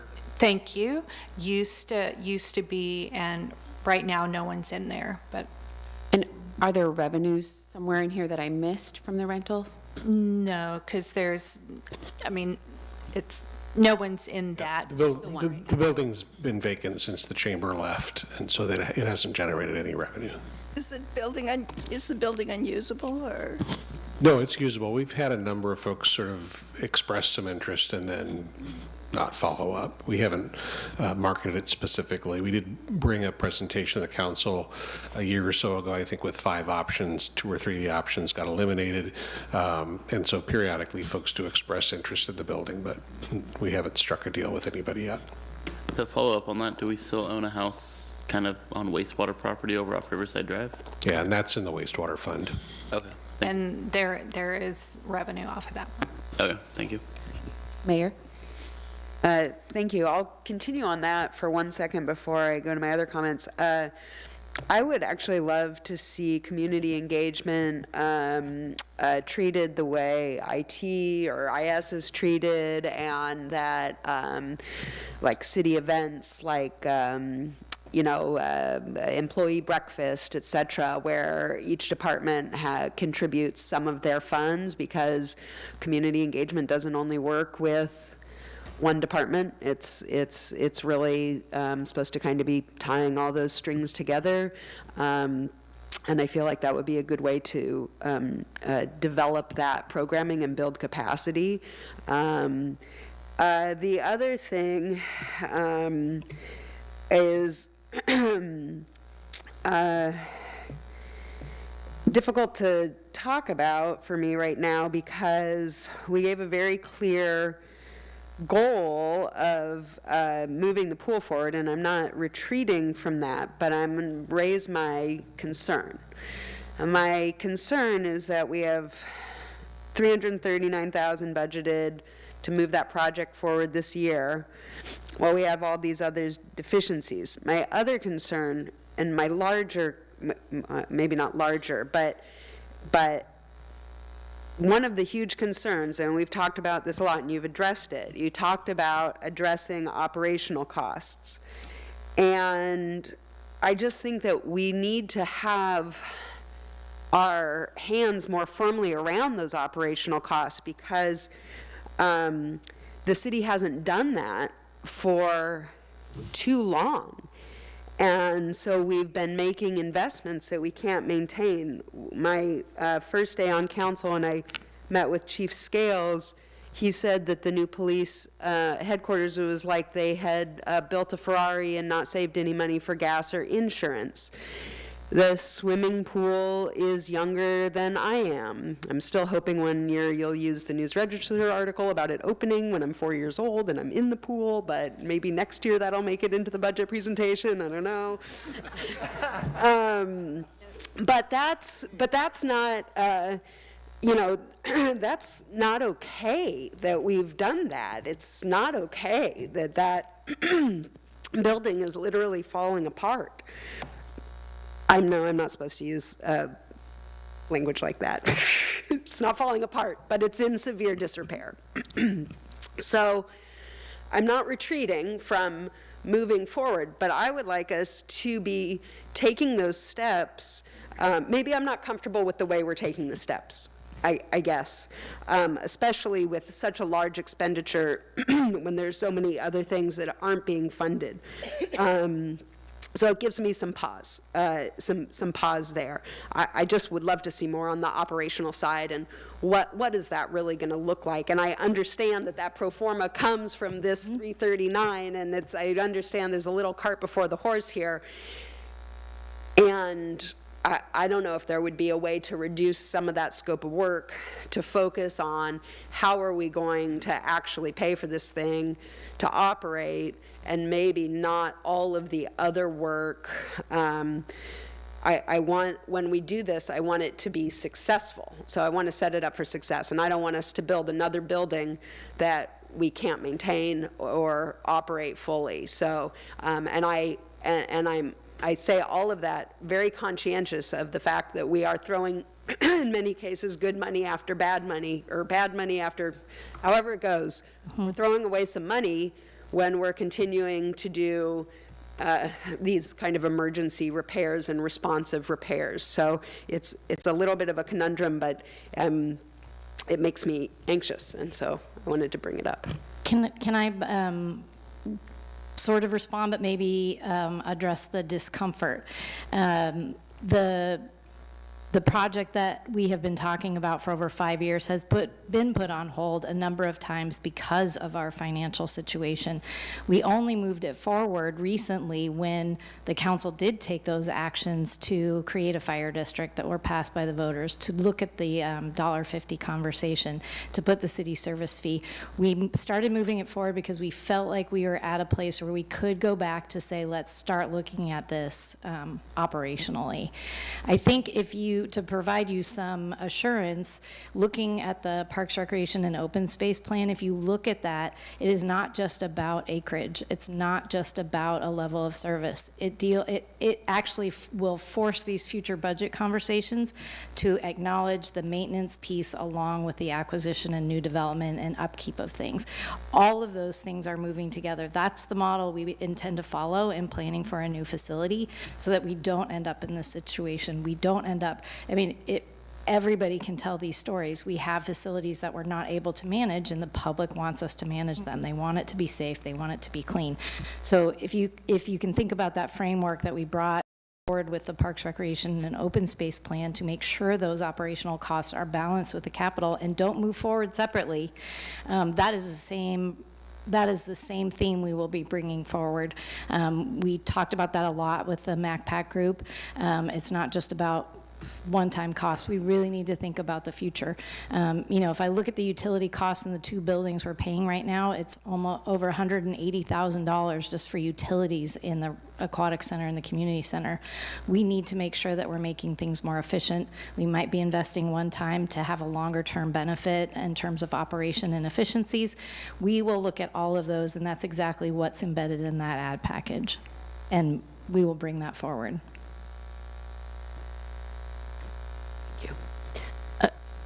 I too am having trouble figuring out when we're struggling to find $92,000 how we're going to find funding for the whole building, but I hope we do. I hope we do. But I know for a while at Linfield, when we came up with a new building, we would add in 10% to the cost of the building for a maintenance fund, so that we were, as we, not going to get in the same position we're in now. So I think I'd really encourage us to think about that into the cost of creating a new structure. And that was in our initial feasibility study when we did the financial pro forma at the initial stage to determine whether or not it was worthwhile to restore the two existing facilities or look at combining them into one. We did do that financial outlook, and we did plan for capital replacement and capital maintenance. So we will continue that into the more detailed pro formas that we do. We, as staff that deals with these buildings every day, we do not want to build more than what we can afford to keep. We are paying the price of that now, so you can count on us to take that into account and bring that forward. Anyone else?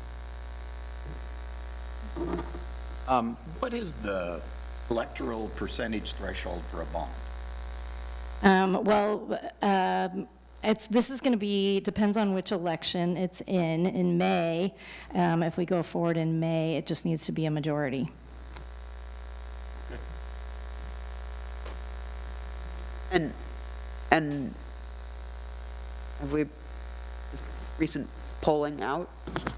Pardon me? Yes, the polling that we recently did for the potential capital bond is on the City Council's webpage for next week's meeting. The results of that show about 52% of those that were polled supportive of a larger package of development that would include more amenities. And again, this is where we know that information, and now we need to make sure that we can operate and maintain whatever we decide to go forward with a capital bond. Pollsters will tell you don't move forward without at least 60% through a poll, so we feel pretty good. We're at 52% without doing any communication or community outreach on it, but we have a lot of work to do. Any other questions or comments this evening? I think we're reaching our saturation point. I'm always the last one of the night. Thank you, Director Muir, for ending it for us. So before you adjourn, I know you're itching to do that. I will let you do it before 10 o'clock. So we have one more presentation left. We think it'll probably take about 45 minutes or so. You've got 4 hours tomorrow night. So we think you'll have ample time for questions, follow-ups, deliberation, and hopefully a decision. So just to set the expectation, most of tomorrow night is for us to be listening to you and responding to what you need and taking direction from you. So you weren't suggesting a 45-minute presentation tonight? I am not. That's good, because I won't suggest the city manager review tonight. Meeting adjourned until tomorrow.